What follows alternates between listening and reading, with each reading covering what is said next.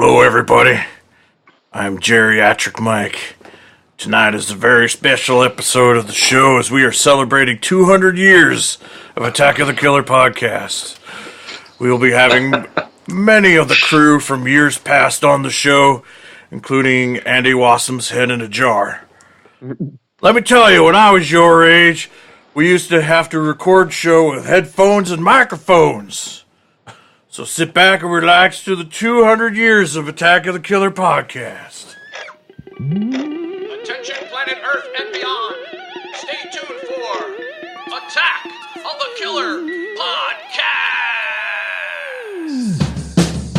Attack of the Killer podcast. Attack of the Killer podcast. Attack of the Killer podcast. Yay.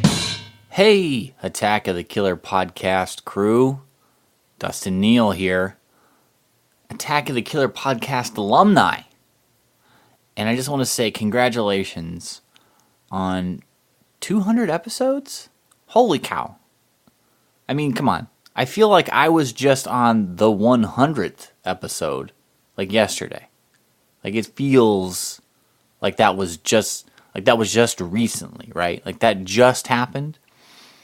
I think it would be really cool if one day we could take everybody who was ever a staple on the show and get us all into a big room and record it, of course, and just have a massive group discussion of our favorite moments on the show and or favorite movies of just period. You know, just have a really big discussion with all kinds of Attack of the Killer podcast crew members.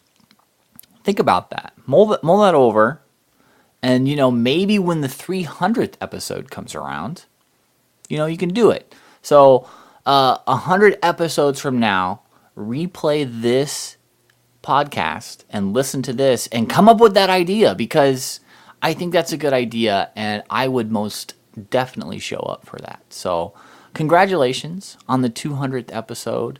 I knew you guys could do it. You've always been steady, and you've always been the best at providing long and in-depth conversations. I started a fan and ended up being on the show, and I'm still a fan. So continue on and make it the best that it can be. Hello and welcome to the Attack of the Killer podcast 200-year episode. 200 years of the show. I think you got it wrong, buddy. And your voice sounds really weird, too. Did you eat something spicy? What are we doing? 200th episode, not years. It might feel like 200 years to you. Oh, all right. Well, let me start again. Hello and welcome to Attack of the Killer podcast 200th episode. I am your host and have been your host for goddamn 200 episodes, Insane Mike. And I've prepared some notes for this episode.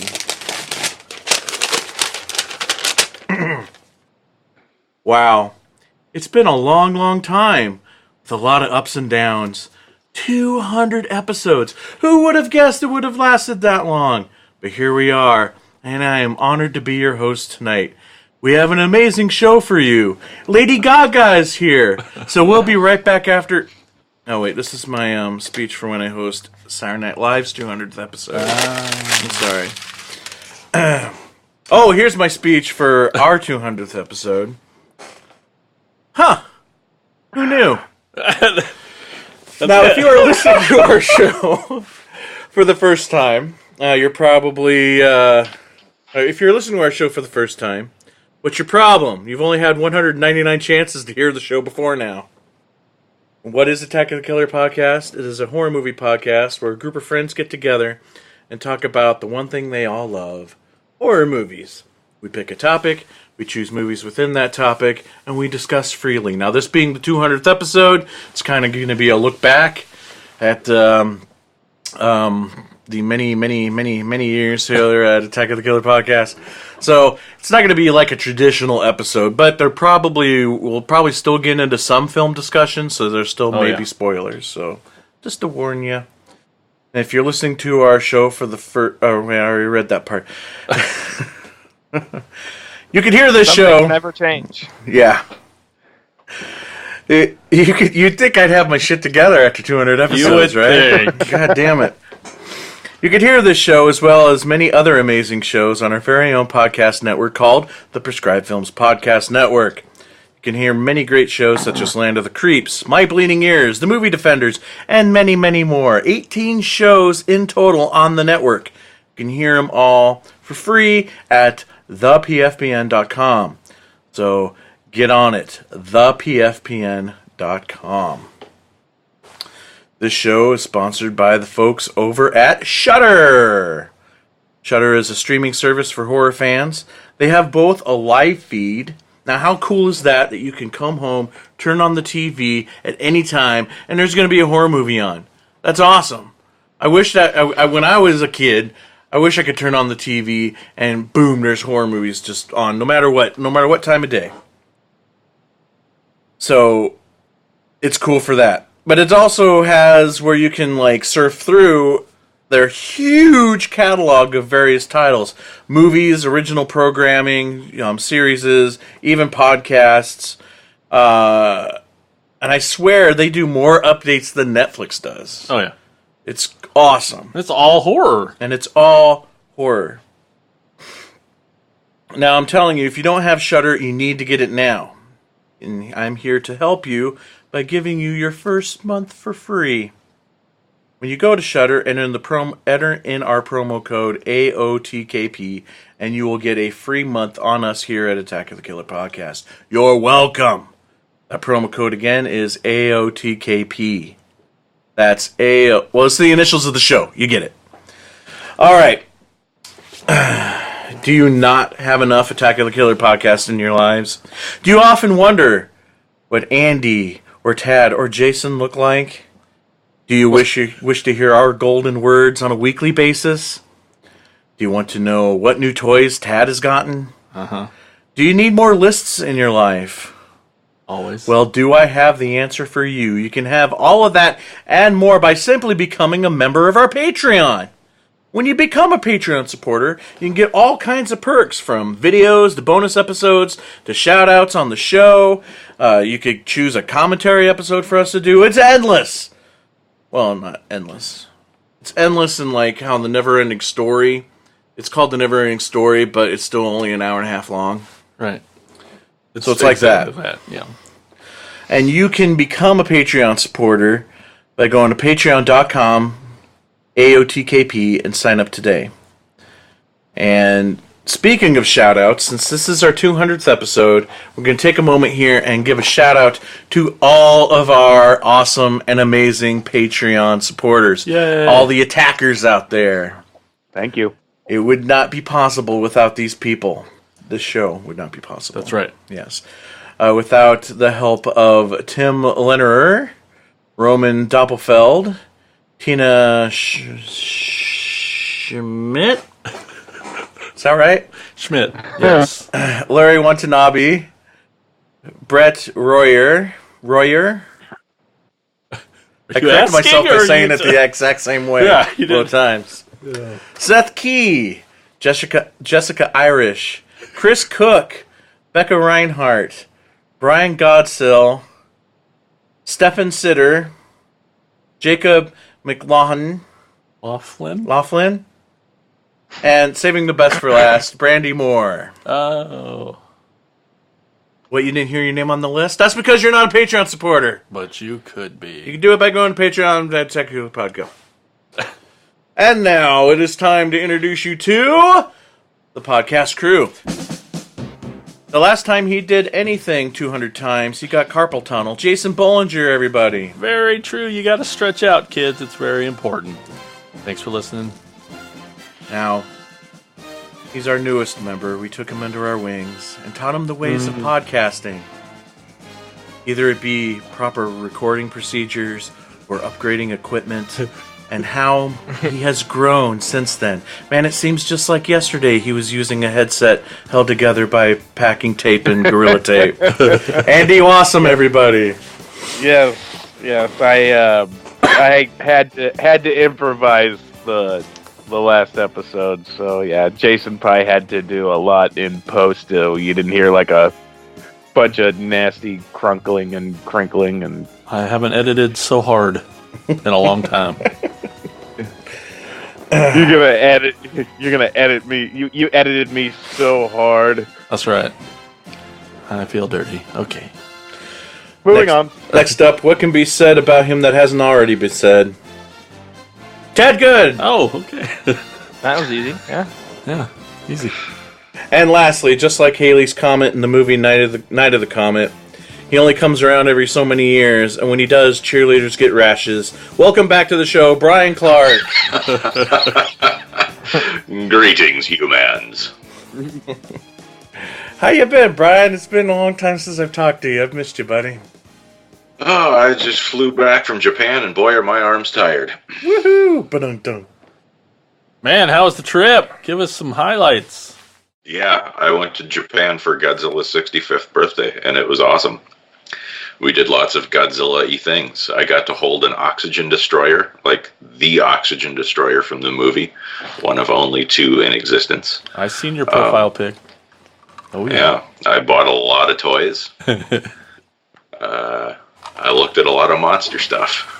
We got to have dinner with TJ Storm, who plays Godzilla in the legendary Godzilla movies. He's the motion capture performer.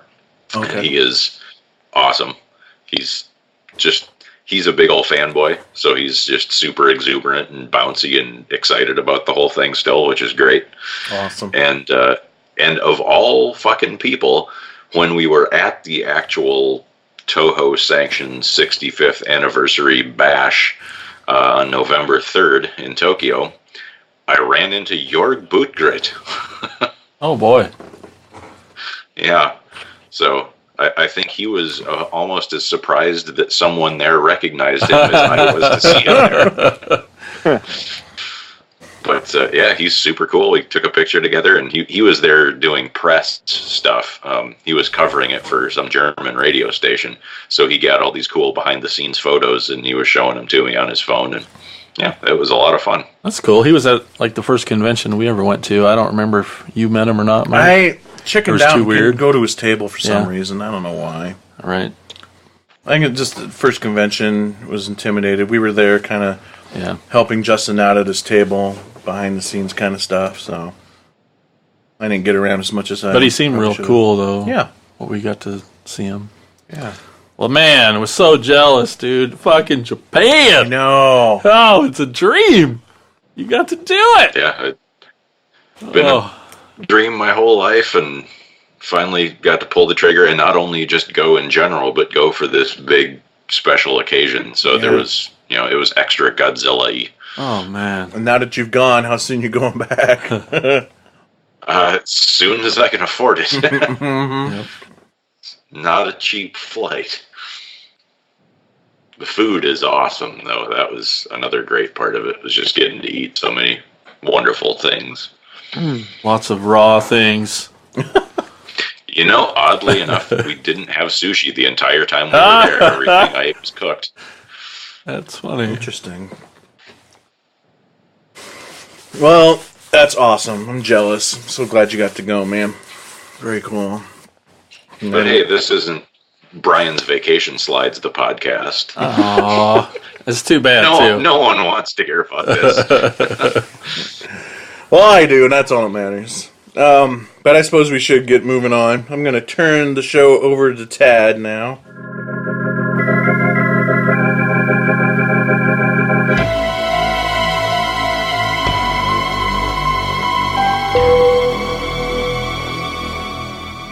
All right. Well, we're gonna get to my segment. I won't say it's everyone's favorite because it's probably not. But I'm sort of curious to hear this what we watched because we just did the year-end episode. I'm curious to see if everybody sort of jumped back in and watched some older stuff or some new stuff they missed out on or heard on the podcast or what we've watched. So let's go, and I'm just going to kick right into it. And Andy, what did you watch? Well, I know I'm just slightly late for the party, and I know this would have probably affected my list had I seen it sooner. But just yesterday, I watched Crawl, and I really enjoyed that. I remember Jason mentioning Barry Pepper, and I'm just like, man, I haven't seen that guy in like years. Yeah. And really enjoyed Crawl. Just really, really good. Just they made the tension just really, really good, and I watched Ready or Not with the wife because I know that she really, really would dig it. So I mean, I rewatched that. Oh heck, what else? I know I went and saw Rise of Skywalker. Heck yeah. Which I can see why everybody loves Babu Frisk. That little guy's awesome. Anything that's horror oriented other than that? I did watch Satanic Panic, and I thought that was fun too. Yeah. I didn't realize that. Right, because I knew Rebecca Romaine and Jerry O'Connell were in it, but I was just like, oh, there's Jeff Daniel Phillips. Oh, there's Jordan Ladd. Yeah. And I'm like, oh, wow. I didn't realize that they had, there was a little bit more names to the cast than that. And I thought it was, for what it was a good time. I think, basically, it kind of had similar themes to Ready or Not. I think Ready or Not is a much better movie because it's more polished and it's just a better film. But I did enjoy Satanic Panic as well. But that's pretty much the gist of what I've been watching. So Awesome. Sweet. Well, I guess we'll just move to you, Jason, see what you've watched. Well, after it was a marathon end of the year, and definitely that last month is like a sprint of just watching horror movies, and there's that. It's weird because as soon as we record our awards episode, then it's like, oh, now I can watch whatever I want. So, but then there was actually like, I don't know, I think I took maybe a week off from watching films. I didn't really get too much, but then once I did start watching, the first thing I watched was The Lighthouse. Finally got to watch that because it had come out since we recorded, and I freaking loved it.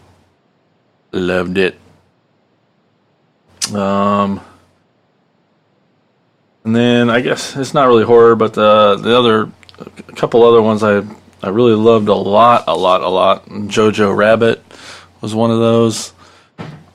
It was unbelievable, very hilarious. Taika Waititi's new movie.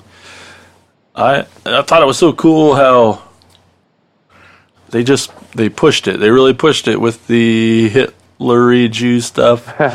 I mean, there were times I'm like, oh man, but it was done so well. It's so funny, and it's such a sweet movie. Can't recommend that one enough.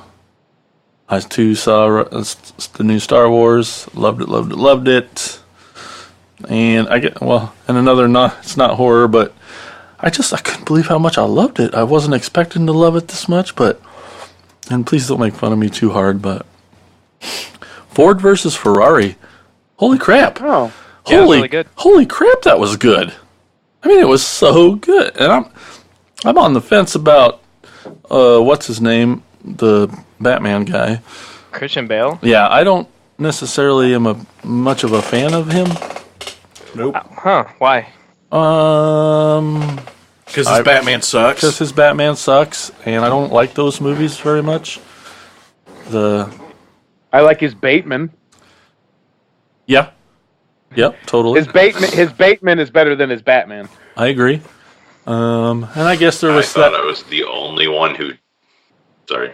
I No, thought go ahead. I was the only one who didn't like those movies, so I'm glad that not only is there something I don't like, you also don't like it, which is unusual. Weird. Yeah, that's really weird. No, I'm not a. I always thought he sounded like he was doing an impression of Nathan Explosion from Metalocalypse. Oh yeah, like people praise those movies so much, yet whenever somebody wants to do a mocking Batman voice, they always do Christian Bale's voice. Like every like Funny or Die video or every comic book YouTube review that pokes fun at Batman, they always are doing the Christian Bale voice, and you know, there's a reason for that. But then there was also that It's a fucking Muppet voice. that moment caught on tape of him ripping a light guy, a crew member, a new a-hole, right? Everybody remember that? That was on Terminator. Terminator Salvation. Yeah. That Yeah. made me like him better. No. That's not cool. No. So I've I never... want him to, like, you know, use that voice for, like, you know, when he's doing a misdemeanor, like he pulls somebody over in the Batmobile, you know? Do you know how fast you're going? I thought he did good job in the Chaney movie. But yeah, I didn't expect to love it as hard as I did. The Ford versus Ferrari, it was super, super fun. Anyway, I didn't mind Christian Bale on that one. What time frame does that take? Is that like the 70s or? I think it's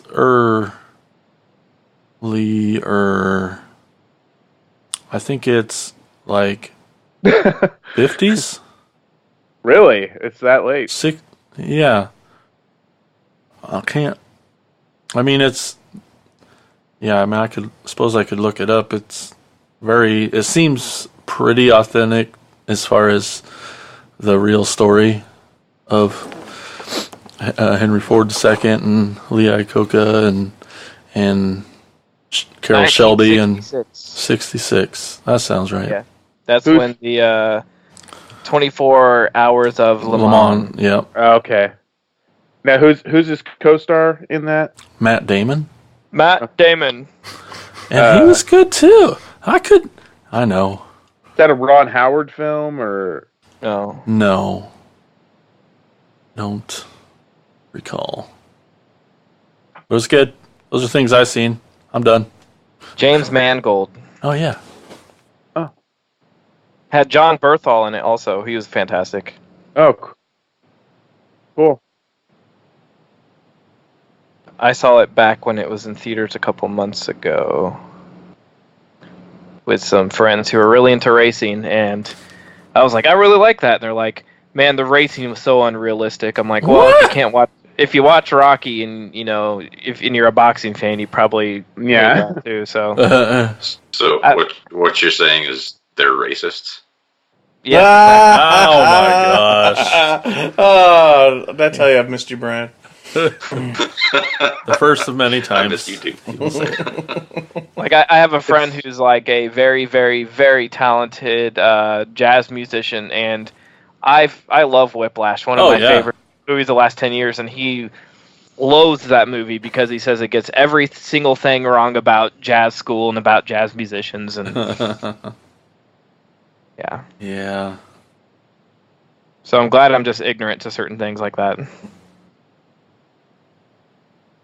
Okay, was that all you watched? That's it.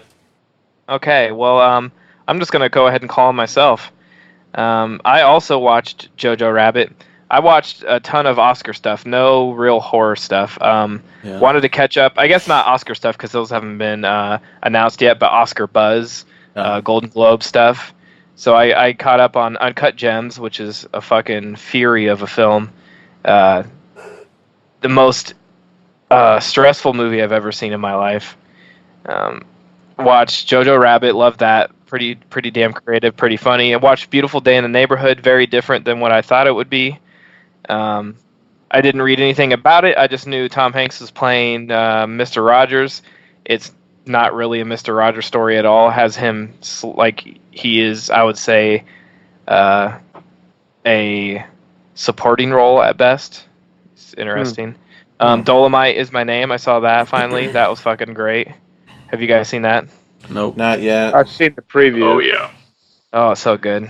Did you like it, Brian? I'm a huge Rudy Ray Moore. Yeah, I fucking loved it. I'm a huge Rudy Ray Moore fan, so that was one I was super excited about and watched it the day it hit Netflix. And Eddie Murphy is fantastic. The whole cast is fantastic. Like every goddamn person in that movie deserves an award and the script. I mean, it's a great companion piece to Ed Wood.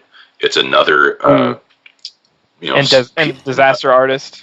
Yeah, it's but I mean, it's written by the same guys as Ed Wood, even so. It's just that much closer. But it's just another section of low budget filmmaking. Ed Wood looks at cheap jack 50s sci-fi. This is cheap jack 70s blaxploitation movies, and the bits of the movies they recreated, they kind of blend. It's like when they're shooting the sex scene and a couple of the other things, like the bit where he rolls down the hill. That's actually from The Human Tornado, the second Dolomite movie, and there are lines during the sex scene that are from The Avenging Disco Godfather, but they were just kind of trying to give the newcomers to it who maybe weren't familiar with Rudy Ray Moore's work just kind of a taste of what it was all about, and not just the one movie. But I actually learned quite a bit from it too. I didn't really know the story behind it. I mean, I knew Dolomite was a character, but I didn't really know that much about what Rudy was like as a person. And apparently, that's pretty close to him. Like, he was a really down to earth, friendly, outgoing, really confident. Maybe sometimes the confidence was misplaced. But it made me love him even more than I already did. Yeah, it's a super inspiring movie too. If you're like a filmmaker or a comedian or anything that just wants to, make it big and do what you love. So. Yeah, and I love the part where Wesley Snipes' character is getting all Mr. Hollywood about everything. Yeah. And Rudy goes like, "Look, man, if the lights need to be moved, I'll move the lights. If if we need to put up a camera track, I'll put up the camera track. If people get hungry, I'll go make them sandwiches. We're all here to make a movie together." And I thought that was really cool. But put him in his place. God, it's such a good movie. I want to go watch it again right now. I'll talk to you later, guys. I also watched Rocket Man. Finally, that was really good. Yeah. The Two Popes.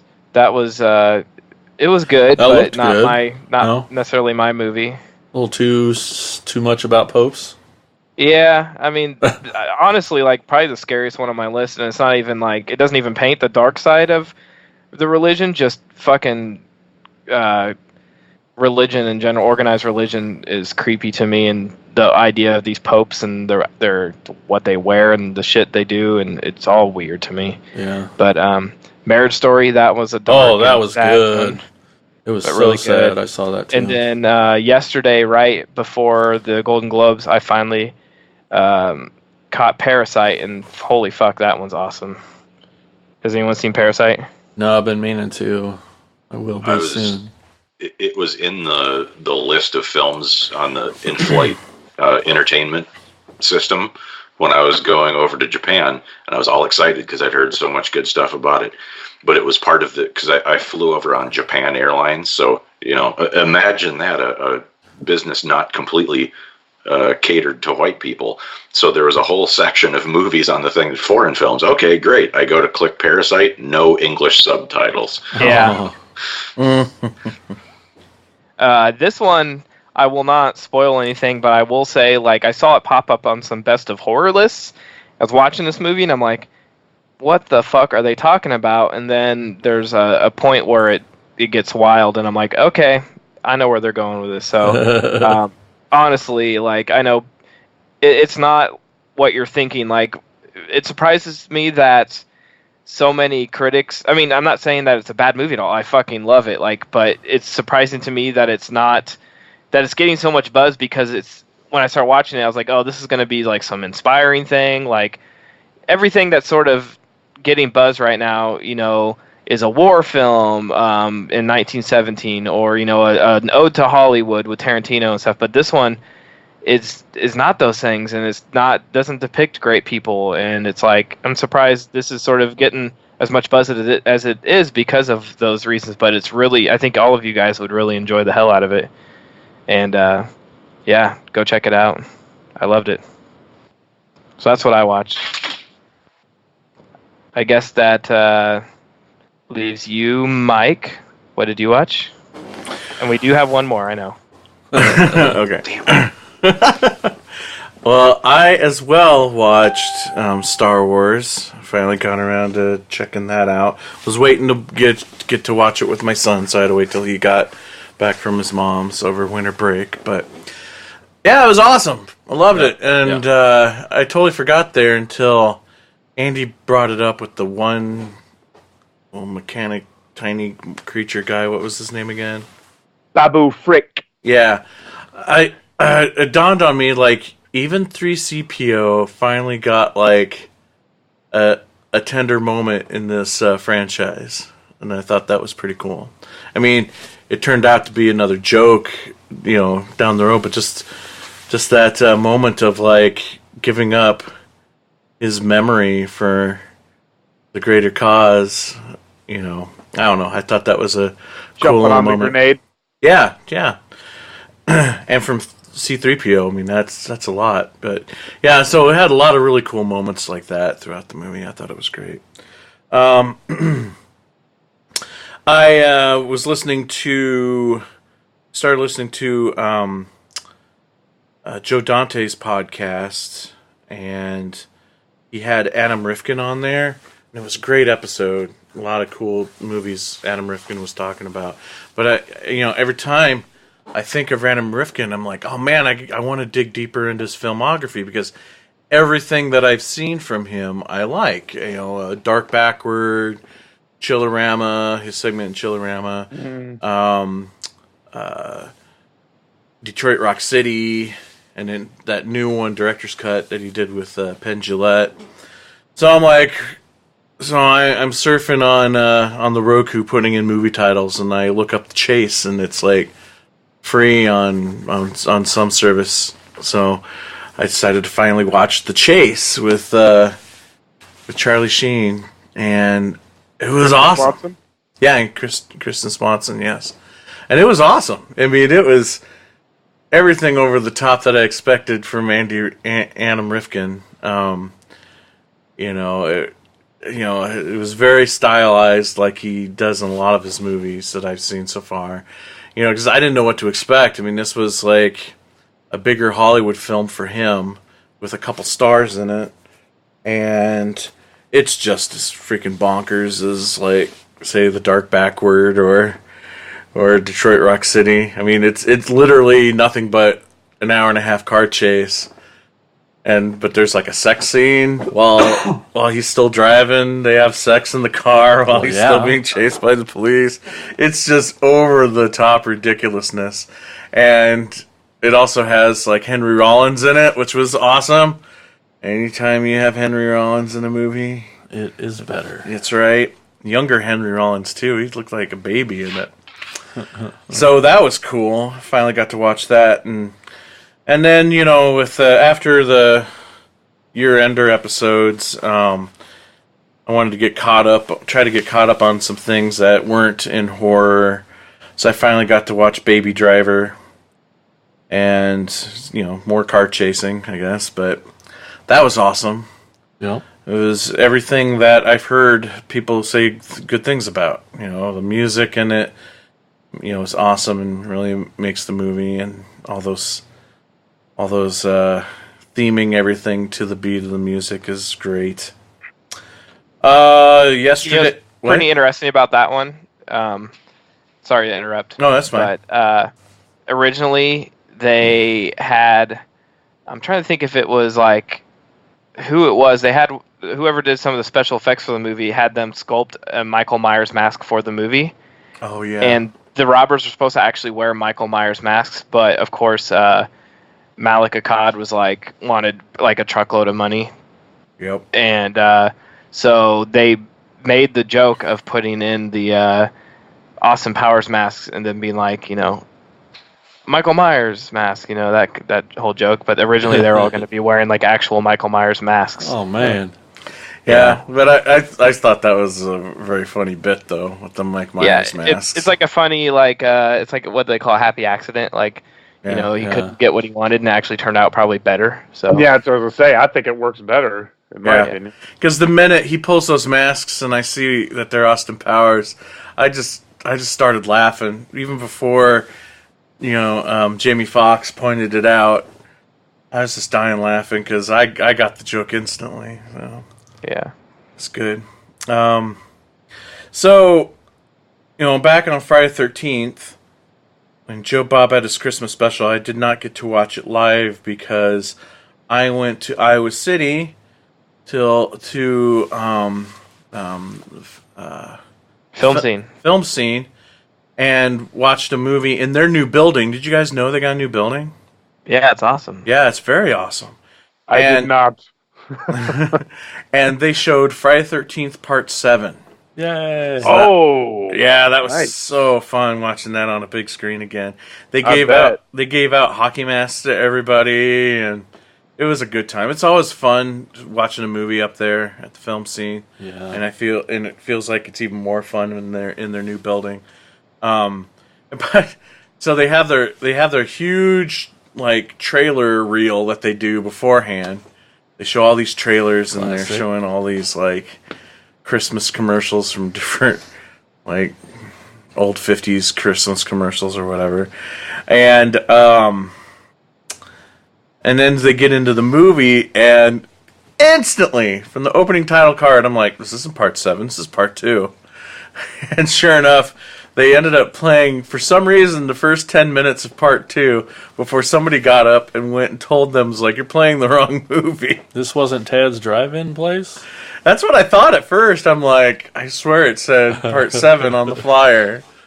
See, I'd have been happy to sit through Part 2 anyway. Sure. I know. I finally got to that moment where I'm like, all right, well, I'm just, I'll watch Part 2. Too, yeah, that's cool. Well, and then they stopped and put in Part 7.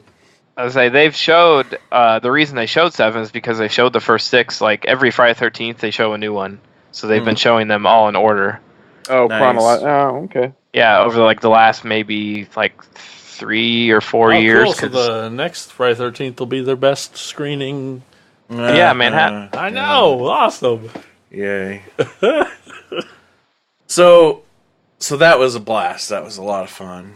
Brandy and I went. It was our first real date. It was to a Friday 13th movie. So how cool was that? That's pretty cool. So now Here's the new blood. so now I finally got around to watching Joe Bob's Christmas special. But has any of you guys tried watching it after the fact? No, I watched it all live. No. I cannot get Black Christmas to play. Every time I click on it, it's at the last minute and a half of the show. I can't get it to rewind. If I let it play through, it just goes straight into the next movie. If I hit stop and hit play again, it just starts again at that last minute and a half. I had a similar problem with the Halloween Hoot Nanny, and then my Roku did an update and it worked. So if you have tried deleting and reinstalling the Shudder app and that doesn't work, I would recommend trying to at least log out and log back in. Make your Roku search for an update and try to restart it. Maybe that'll help. Okay, cool. Because I really wanted to know what he had to say about Black Christmas. Oh, it was good. Oh man, Not much good to say about it. whatever. Anyways, no, seriously, he doesn't like it. Really? He gave it a lower rating than Jack Frost. What the hell? Deservedly so. Anyways, what else? Moving on. Last thing I have, just watched it yesterday with my son. We watched that new Addams Family animated movie. Oh, I watched that too. That was awesome. It was good. It was really funny. Had a good time with that. Nick Kroll is Uncle Fester. So funny. Very good. Very good. Anyway, that's what I watched. Yeah, it's weird. His was twice as long as mine. I like it when he watches stuff. Well, okay, I guess that leaves one more. Our guest, Brian. What have you watched since the last time you recorded with us quite a while ago? Yeah, I too saw the new War of Stars. I don't understand why everyone's bitching about it. I thought it was good. Yeah. Maybe Yeah. maybe spent a little too long searching for the MacGuffin GPS thing that they didn't really even end up needing. But man, once from the scene where the Star Destroyer wipes out that planet right up to the end, it just hauled ass. Fuck yeah. Also, did you guys notice that planet exploding? I'm like 99% sure that was a model shot. Like maybe digitally Yeah. enhanced a little bit. The sparks and the fire and the smoke looked real. It looked good. Sweet. I know Probably. that. I need to see it again, like read something about it, but I'm pretty sure that was a model shot. Oh, I hope so. And then having listened to the year-end episode recently, that always kind of makes me want to, because I'm just so stuck in the 70s most of the time. That's what I watch. But I watched The Perfection, and I liked it.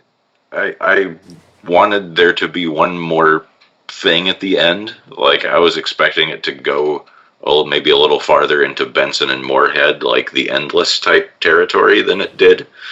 And then I just completely forgot the other one. I had them both in my head, and I don't remember anymore. But yeah, both. Oh, The Haunt. That was the other one. Yay! Oh, yeah. Again, Yeah. it was.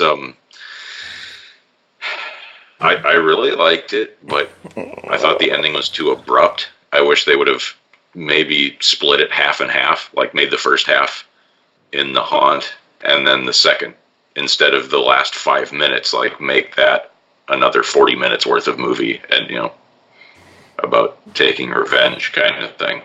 I could see that. Yeah, I can't argue with that. Yeah, that last part was pretty dang fun. It would have been neat to see more of that stretched out, yeah. Yeah. I agree. I still love Haunt, though. It was my number one of the year. Oh, we know. Everybody knows. So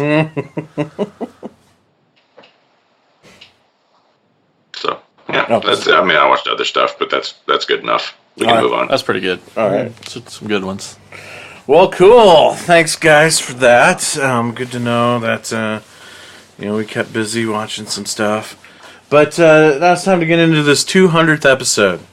What we're going to do is we're just going to be talking about, the ups and the downs, the good times, the bad times, just kind of reflecting back at a lot of the episodes here, the 200 episodes.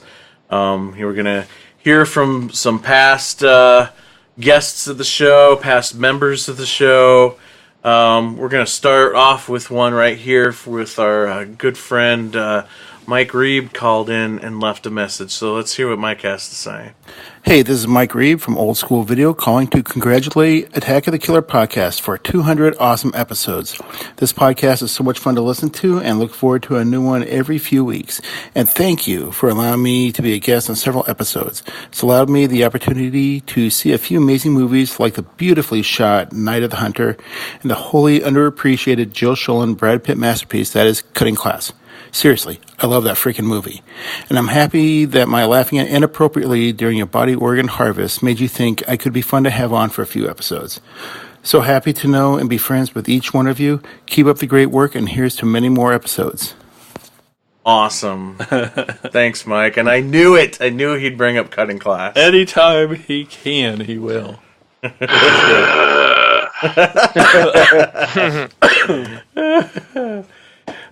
Okay, so when thinking of like things to talk about for the 200th, one of the things that I love about doing this show is getting introduced to movies, or sometimes even being forced to watch movies how we all feel, yeah. I wouldn't pull the trigger on my own, and then ended up loving and appreciating getting to watch these films. So, because sometimes I could be maybe getting in a rut sometimes, maybe. What? Where it's like, do I watch this new movie that I don't know anything about, don't know if I'm going to like it or not, or do I watch Neon Maniacs again? For the 500th time. Yeah. So that's one of the cool things about working on this show is getting to see a lot of movies that some that I've maybe never even heard before, or seeing films that I would normally just pass. Probably wouldn't watch for the first time 10, 15 years from now or whatever. That's why the year enders are so much fun, because it's just marathoning all these movies, and I would not even give two rats if it wasn't for the show to do that. So, and it's one of the cool things to hear from the listeners too, because they're always saying, "Oh, you've made me watch this, and I love it." Blah blah blah. So my question to all you guys is, because of this show, I mean, there's been some movies that have really stood out to us, and I want to know, what is your favorite movie that you've discovered because of this show? Jason, why don't you start us off? Well, I'm gonna start with like Mike. My one film is 5. I couldn't narrow it down. I have a list. Gosh dang it. Well, they just kept popping in my brain. The ones I'm like, oh yeah. So first one, the one that jumped out first is, and it's kind of appropriate that Brian's here, but it was from episode 154, Ozploitation, Razorback. Oh, yeah. Razorback was so freaking good. Yeah, it's That's on my to-do list. Oh my gosh, I wouldn't never have watched it otherwise, probably. And You would have lost out, man. I know. That's right. And that like what was your first impression when you even first heard of this movie, or maybe saw the box sitting on the shelf? Just like, giant pig movie. Who cares, right? Right. It's obviously way more shit going on in that movie than a giant pig. So dang good. And I feel kind of guilty since that new release came out. It's been in my cart since then. I haven't clicked on it yet to make it happen, but I want that Blu-ray so bad. I assume Brian's got it. Yeah. Oh, yeah. Yeah, the extra features are phenomenal. I just have a Warner archive collecting dust, and I haven't watched it yet. Oh, it's so dang good. Yep, got to get on that, Andy. It's a great movie. I know. I've been meaning to. I have a lot of films I need to watch. Another one I'll throw out is from episode 191. It's from the Year in Horror 1968. Devil Rides Out. Oh yeah, how fucking good was that movie? That was a big surprise, because if I remember right, I can't remember all 3 movies, but like there's that chicken one, right? Death laid an egg. Oh yeah, that was one. That could be in the next question. And laid a turd upon my retina. Yeah, right. And then what was the third one? Oh, 68. It's Death Laid an Egg, Devil Rides Out, and I don't remember. And Impulsion in was it Straight Jacket? No, it was that Peter Cushing film. Impulsion. Corruption. Oh, that was good too. Which was good, but I found it interesting that out of the 3 that I picked those, and out of the 3 I thought Devil Rides Out was going to be on the bottom. And when I watched them, I watched the Egg movie first, right? And then I'm like, oh man, these are all going to be stinkers, because next, and then next I watched Devil Rides Out, and I'm like, oh, thank goodness. And it turned out to be Corruption was great, but Devil Rides Out, like, I had the lowest expectations going in, and turned out to be my favorite of the 3 of that episode. Well, it could have been because of that trailer. Or was that the Corruption? That was the Corruption trailer. The Corruption trailer scared the shit out of me. And the fact that, like, I don't know, because it comes off as like a rape revenge movie, but it's not anything like that at all. It's such a scurvy-looking trailer. The Devil Rides Out was such a gem. It was so good. It's a great movie, and it's fairly faithful to the original novel, too. That's that thing with the words? Yeah. Okay, cool. I've heard of those. Was it a Richard Matheson story? No, or it was I think of something else. Dennis Wheatley. Oh, okay. Okay, gonna throw another one out. This is from episode 189, Capital Punishment. I had never seen it. Black Sunday. Awesome. Yeah. I really like that movie too. Now we've been friends all these years, and it I know. I've took been you that faking long it to see Black I know. Sunday. I'm like, I please was don't just- ever ask me. I was just so shocked by that kill scene in the beginning for as old as a movie as it was, where they hammer that damn mask into that person's face. Oh yeah. They take like one of those giant circus tester strength mallets and they just slam that fucking thing. It's just Jesus Christ.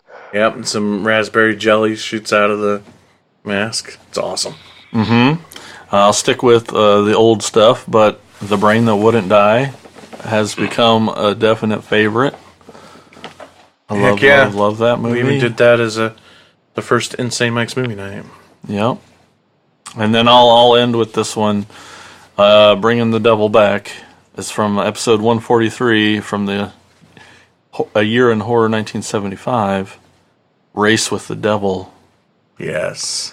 I love that movie. I do too. I wouldn't say I watched it, but it was my bedtime movie here a few days back. So That was the Peter Fonda? Mm-hmm. Gosh dang. Loretta Swit Yep. and other people. But yeah, Dad's friends probably would hate it because the racing isn't realistic. Right, Yeah. right.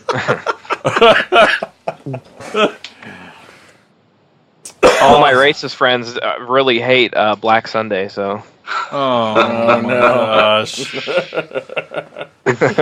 Is the checkered flag like a rebel flag too? you started it. So But yeah, like Mike, you might have alluded to, and just to pull back the curtain a little, usually Mike's the one that prescribes the 3 or 4 movies we watch every week. And I'm sure you've all picked up on it when he picks stinkers that we definitely let him hear about it every episode. oh yeah, that question's coming up later. But yeah, so... But every once in a while, he'll pick some good ones, too. So Sometimes I do it on purpose. I believe that. I do. I believe it. It But- shows. sometimes you pick good ones on purpose. Yeah, I it's pick weird. bad ones on purpose. But most of the time, honestly, I'm trying to just be diverse with the topic. And, and then, that's how you get certain movies. I'm not going to say it because I have a feeling, Yeah, we all know what's coming. yeah. For the second question. And that's one of the things I miss the most about being here is when he lists one of the really bad ones. Most of the time, I'm already familiar with them. You have and it was on just such 3 a different pleasure formats at home. to watch everyone else squirm or listen to everyone else squirm, I guess. Well, I think you being on the show was more encouraging for him. I think Oh, we it was. watched It more totally was, stinkers yeah. when you were on. Sometimes I felt like it was a challenge. Anyway, so I didn't pick just one, sorry, but those were definitely Those are the great ones that picks, jumped out though. that Yeah. I never would have probably watched on my own. So Very I good. hadn't, obviously, until the show. So thank you, show. You're welcome. And I like how a lot of them are older films because Weird, you right? don't really go back like that. I don't. I usually don't. Yeah. So it's cool because you give me shit all the time I about do. not watching new stuff. That's true. I And do. I need to start giving you shit about not watching enough old stuff. That's 'cause fair. We see what happens That's fair. when you do. Andy, what do you got?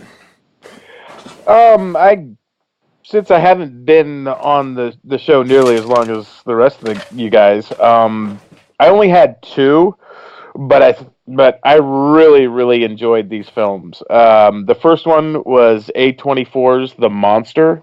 Hell yeah. Yeah, I slept on that one. I had no idea that this movie even existed until you guys suggested it, to me, and I started thinking about it last night when I was watching, Crawl, because it's literally it's the situations are very, very similar. It's like 2 people caught in a helpless situation where they're damned if they do and they're damned if they don't. And I really enjoy those kind of movies. Working And out some real personal family stuff. And yeah, exactly. That's another good point. Another one that I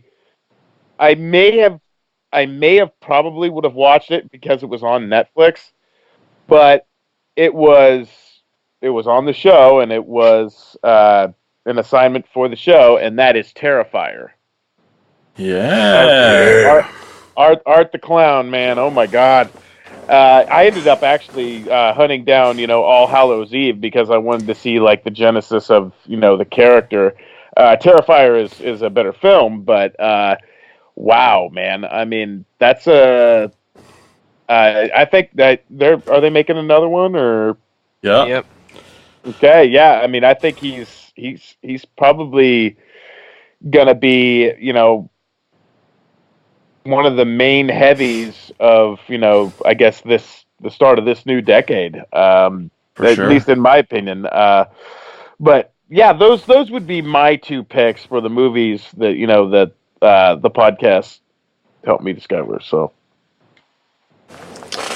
Very cool. Very cool. All right, Tad, what about you? As expected, I have a few, but Yes. I'm not alone. not as many as Jason, but one more than Andy. But it won't be long because actually I have one in common with Jason, and that is Race with the Devil. All right. Sweet. That one popped up in my mind because I just had a blast with it, and Nikki came in the room at the beginning of it and was like, "Hey, can we start back at the beginning? This is I'm like getting into it." I'm like, "Okay, this doesn't happen very often." No, She That's loved it cool, too. yeah. And another one was The Night of the Hunter. I Oh, absolutely yeah. love that one. Oh, Almost yeah. made my list. And Reeb mentioned that one, and it's great that when I heard him mention it, I'm like, oh, that's fantastic because I have that, as one of mine. And then the other one is actually, we'll come back later in the episode, but Delicatessen was something I had no idea existed until I watched it. I absolutely loved it, and it sticks out in my mind. So another one I really loved. another one on my to-do list as well is I've got it, but I haven't watched it yet. Is Delicatessen. Well, now you know which ones to check out. That I do. Excellent. Excellent. So, Brian, what about you? It's been a while, but you were on for a good chunk of time, and surely there's some films that you discovered thanks to the show. Yeah, there are two. Now I took this in the most literal sense of a movie that I wasn't even aware of existing until it came up on the list. So that made it a little more difficult. I was stumped, you might say. But then I thought of one that you guys all talked about and loved so much, and I'd never heard of and watched it. It's a short film, Trevenge. Yeah. Oh, man.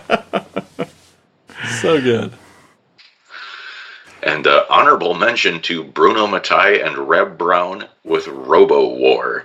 Robo I don't War. know how that one had slipped through my grasp all those years, but I'd never even heard of it until we did it for the I think it was for the Great Italian Ripoff episode. Yeah, that's right. And yeah. Man, that movie is big dumb fun. And now it's out on Blu-ray from Severin, so I'll be picking that up soon. Oh, nice. Nice. Yes.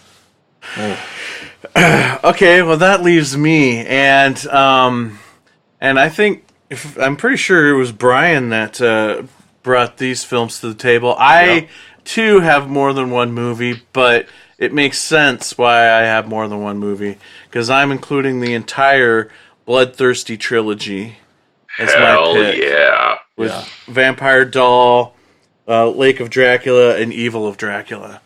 Toho Production doing a trilogy on vampire films in the vein of like British and American Gothic horror.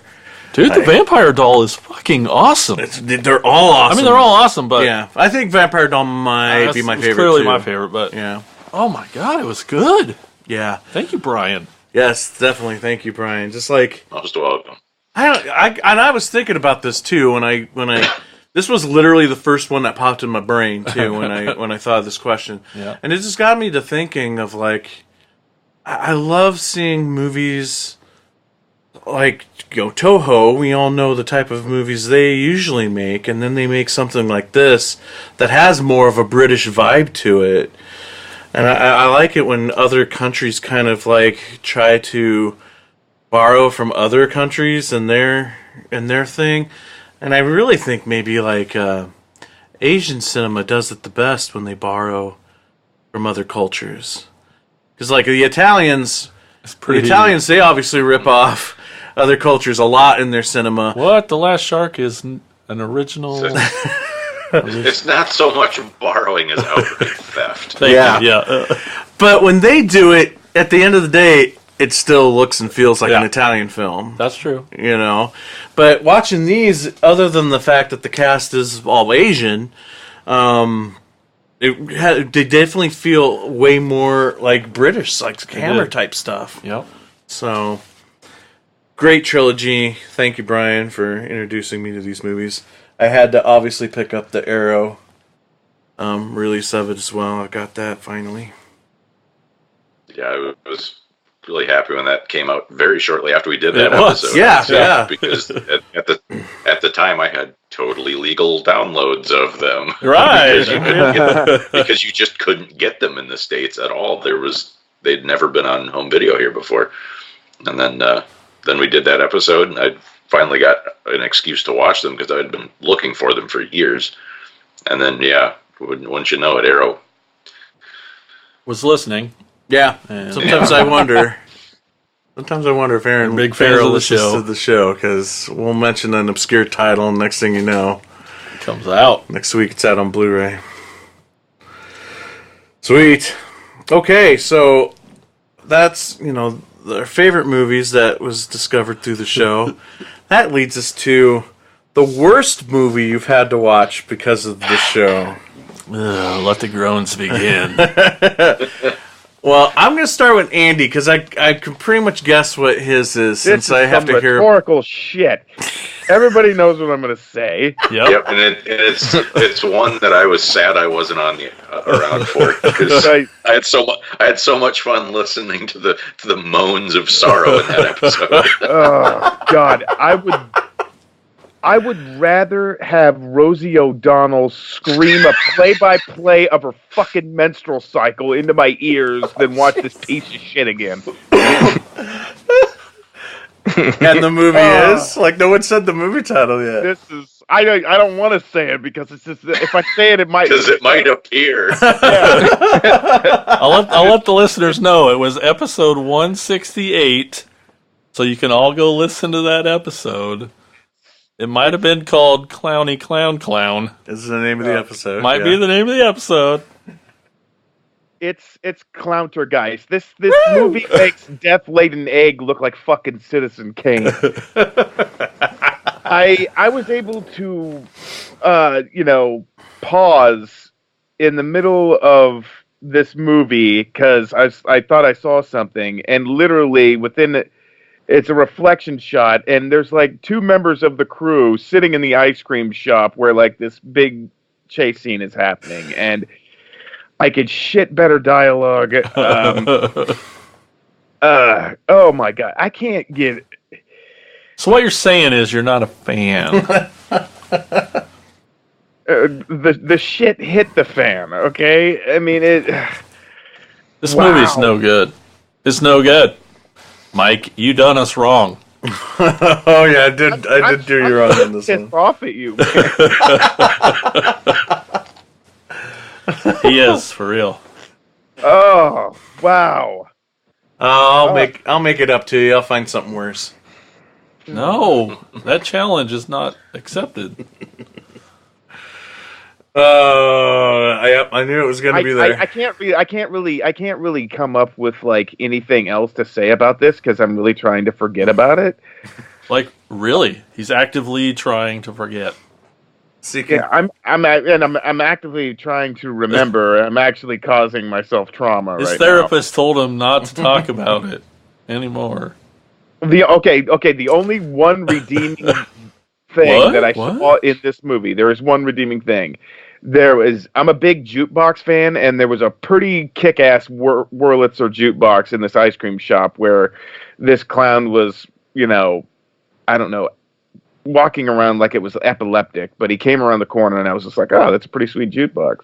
That's one more detail that he remembered than I did. So that's I tried to find something positive yeah. because in the midst of me wanting to commit Harry Carey watching this piece of shit, I had to find a reason to live. Like the sports announcer? I don't remember it. Hi! Oh, okay. Yeah. Hi! Did you know the moon is made of cheese? Hey, Harry Carey would be. I figured, being from Japan, you'd know what that means. I'm not from Japan. I'm from Iowa. coming from Japan. Sorry, I've worked 12 hours. I'm fucking tired, guys, and I'm talking about a shitty movie. Harry Carey is not. Well, was a sports announcer with the Run DMC glasses, and Harry Carey is Romero glasses. Yeah. Oh, yeah, that too. But Harry Carey is something when a samurai has disgraced himself and he commits suicide. He basically takes a blade into his stomach and makes the shape of like the pad of like an up, down, left, right. He doesn't hit A, B, select, start or anything, but he goes up, down, left. I was kidding. I know what. Oh, now our listeners know, and they know you're a dick for making me go. They've known that for 4 years, man. Yeah, that's true. All right, so Jason, you can't say Clantergeist. It's been taken. I know. I wrote it first, obviously, just in case. But I did come up with another one I didn't like so much. It's from episode 149, Hillbilly Horror, Jugface. I did not like that. I did not like it. I didn't like it, guys. I don't remember it at all. I'm totally blanking on it. I do think Brian liked it, but gosh, I don't think I liked it. I mean, it's by no means one of my favorites, but Yeah. hardly think it deserves to be mentioned in the same breath as Clowndergeist. Well, nothing deserves that. We'll admit it. That's true. But yeah, Jugface. Okay. You don't even remember it. That's how I don't. forgettable it was. Okay. Brian, what about you?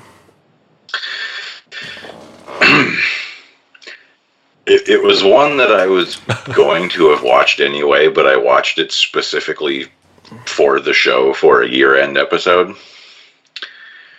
Of all the horrible things Victor Salva has been convicted of, being a pedophile is only slightly worse than Jeepers Creepers 3.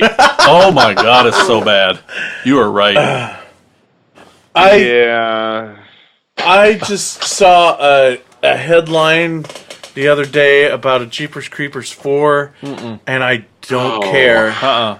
I don't. That's how bad 3 was. 3 was so bad. After 2, I couldn't wait for another sequel.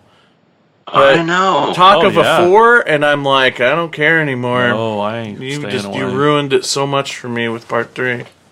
I can't imagine the third one made any money back. No. Like, I mean, unless it's becoming like a money laundering scheme for the mafia to make Jeepers Creepers movies the way most Category 3 movies in Hong Kong are made.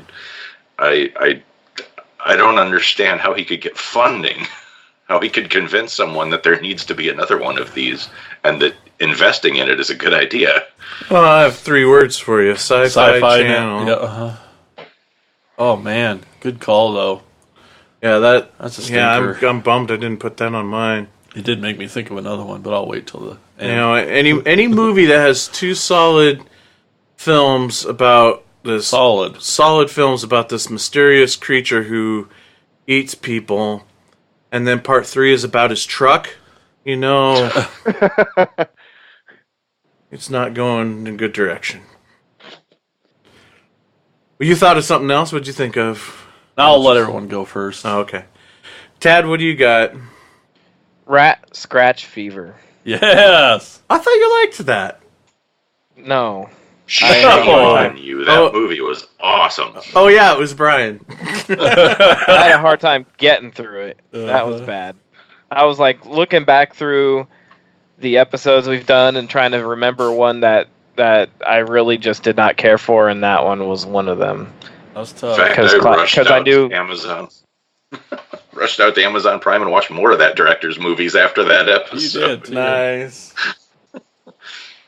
I knew what Andy's answer would be, so I had to pick something else because obviously that one is at the top of the list. But I don't care if it would have been everyone else's answer. I still would have said it. I don't give a shit. We all want it to be our number one answer, but Mike said we can't pick that one. So Yeah. good pick. You all got together and said, you know what Andy's going to say. So Gotta let Andy have that one. Yep. It's cathartic for him to get it out. Get it out of the system. All right. Well, for me, I did a twofer, and they're both self-inflicted. They were ones that I watched obviously for the show, but weren't part of like the theme of that show. One of them is I think was for one of the year enders, like 2 years ago maybe, and that's Bye Bye Man. Oh, you hated that. Oh my god, that movie offends me on every level. Offends you. Yes. From the Oscar Mayer wiener looking demon dog to the it's just to the gaga goo goo dialogue written by babies in the movie. I mean the title alone, Bye Bye Man. Oh, You know. And then I watched this movie in hopes that it would have been a good Insane's pick, but ended up being a piece of poop, and that's Toxic Tutu. That well, it sounds like it'd be good. That mock-you documentary about the guy who played Melvin in the first Toxic Avenger. Yeah. Yeah. It's a piece of shit. Like, yeah. People should be arrested for making that movie. Whoa. That's how bad it is. So what was your honorable mention, Ravager. Jason? What? Ravager. Oh, The Last Phantasm? Yeah. Yeah. Oh, yeah. Yeah. That was. I still haven't seen it. It's so disappointing. It's like more disappointing to me than like Three from Hell. Maybe. I mean, it's such a bummer, man. Some people have said they love it, but it's like, man, this is not Right, I think Reeb's one of those weirdos. I'm one of those weirdos, too. You're one of those. I'll totally go to the bat for that movie. Dang. Was there some podcast as well that was going to bat for that movie? In fact, I think it was number 10 on my 2016 best of list. Son of a... Oh, it was. That's right. It totally was. Yeah, not so much me, though. I love the first four movies so much. I was gonna say, I wish I could, dude. I want to, but I can't. Yeah. Well, okay. Well, on that note, Thanks, Mike. bring the room down.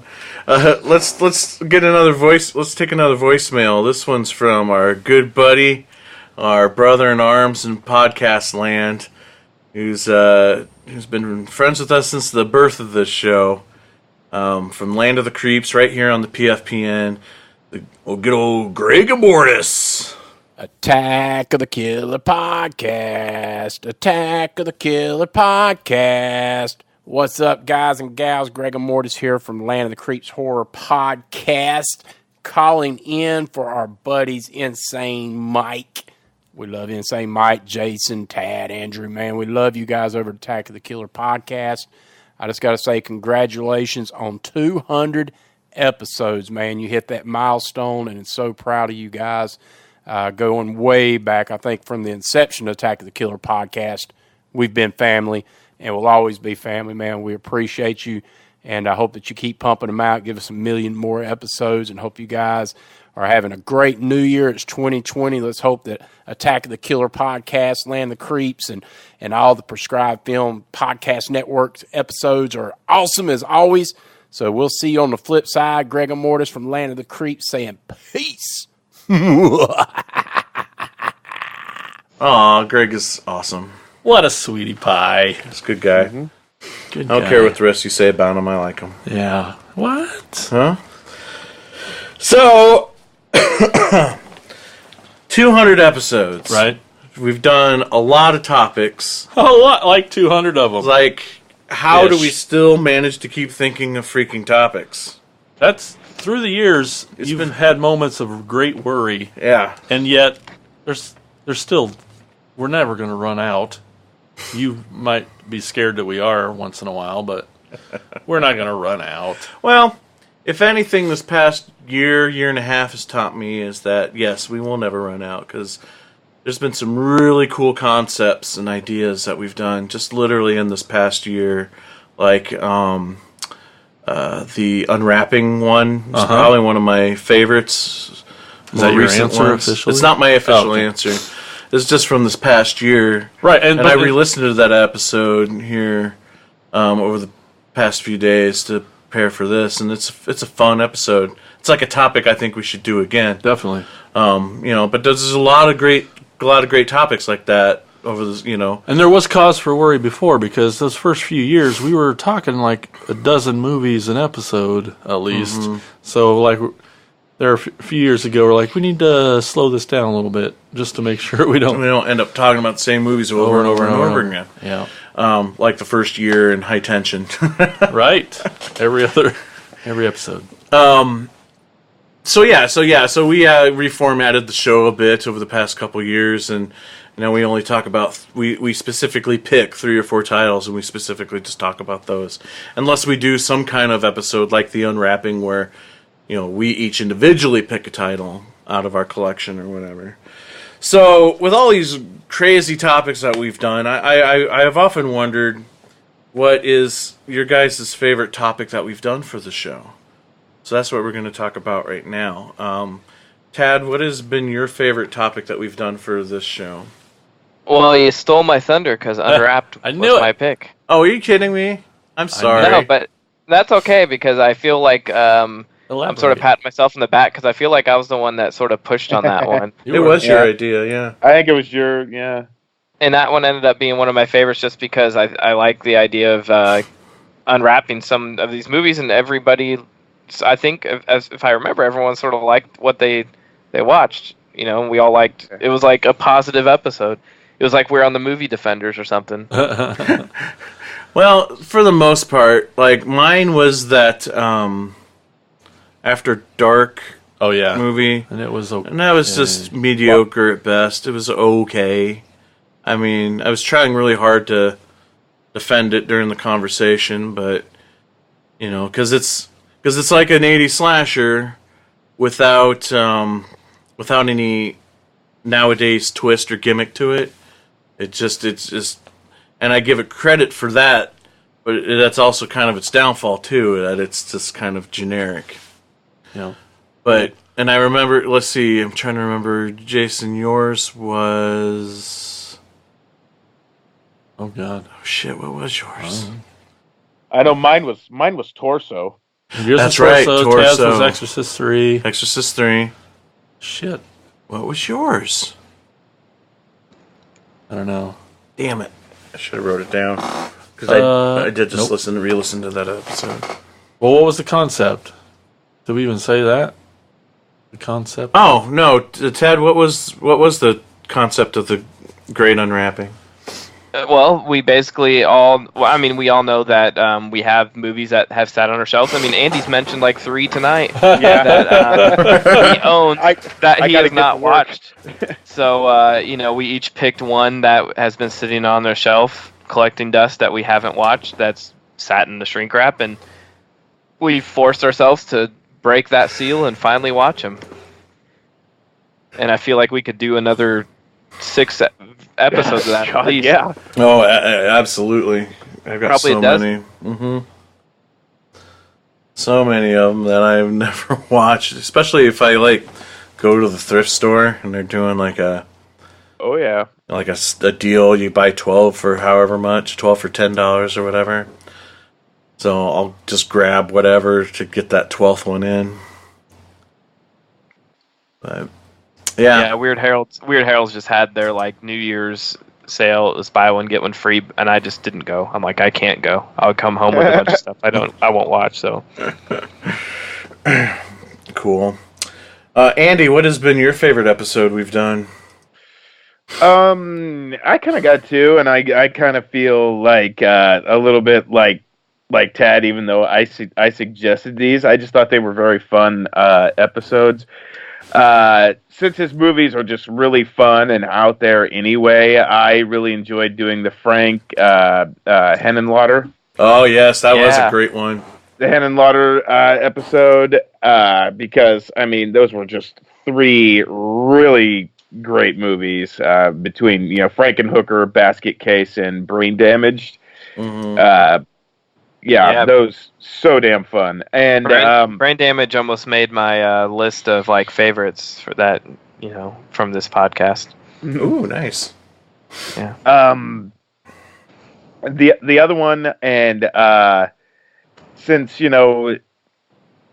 horror movie settings, I mean, it's a lot of it's kind of redundant. Either it's like it's a camp, or it's high school, or even in the hospital. But I really liked our Nautical Nightmares one, because a lot of them, it's not like on water. So I mean, I just don't think that you don't see a lot of those films in horror, and I really liked diving, pardon the expression, diving into that. And I think that was and the film, I think just talking about it was more interesting than the films that we saw, really. Was it Ghost Ship?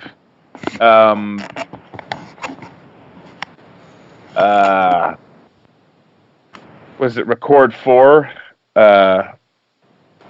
What was the other one, guys?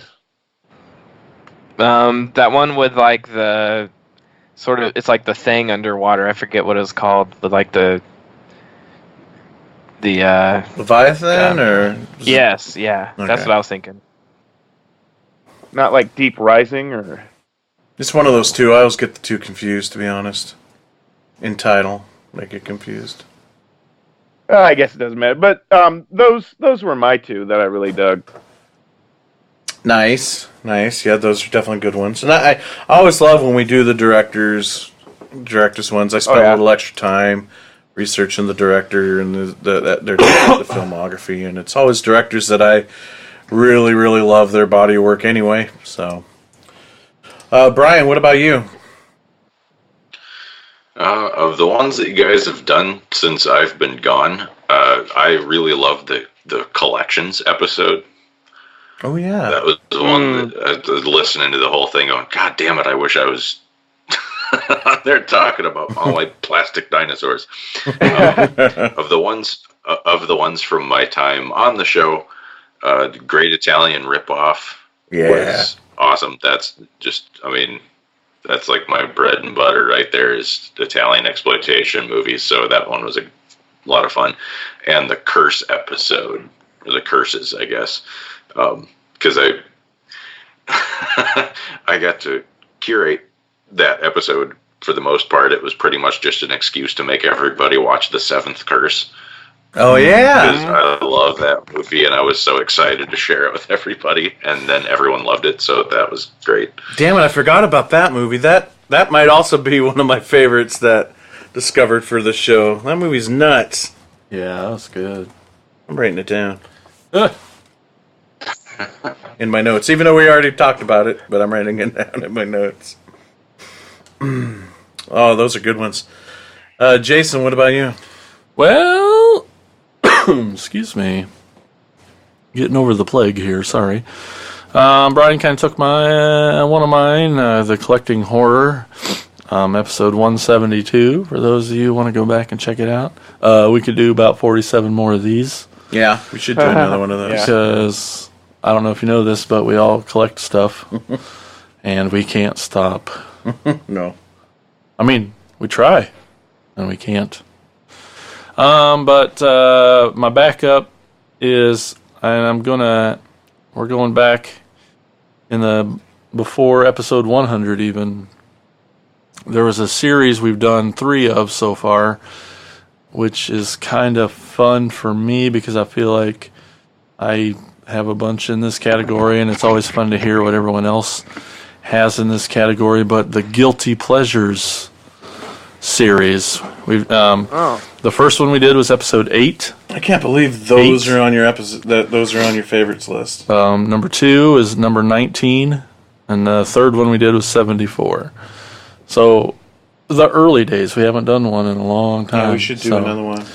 But why? What's wrong? You don't think Guilty Pleasures? It's fun to talk about the embarrassing stuff. Well, if we do a Guilty Pleasures one now, it would mean we would all have to watch the same movies. Oh, so that's true. It may ruin that for you. That's true, it could.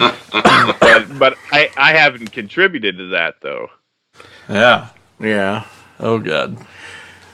Well, but those were really fun. I remember them being some of my favorites. My favorites are in the same vein when we would do, like, we only did a couple of them, and they're way older as well. I don't remember exactly when. I can tell you. When we did what I call the turkey episodes, where we would talk about bad movies. Yep, I almost put them on my list, too. Really?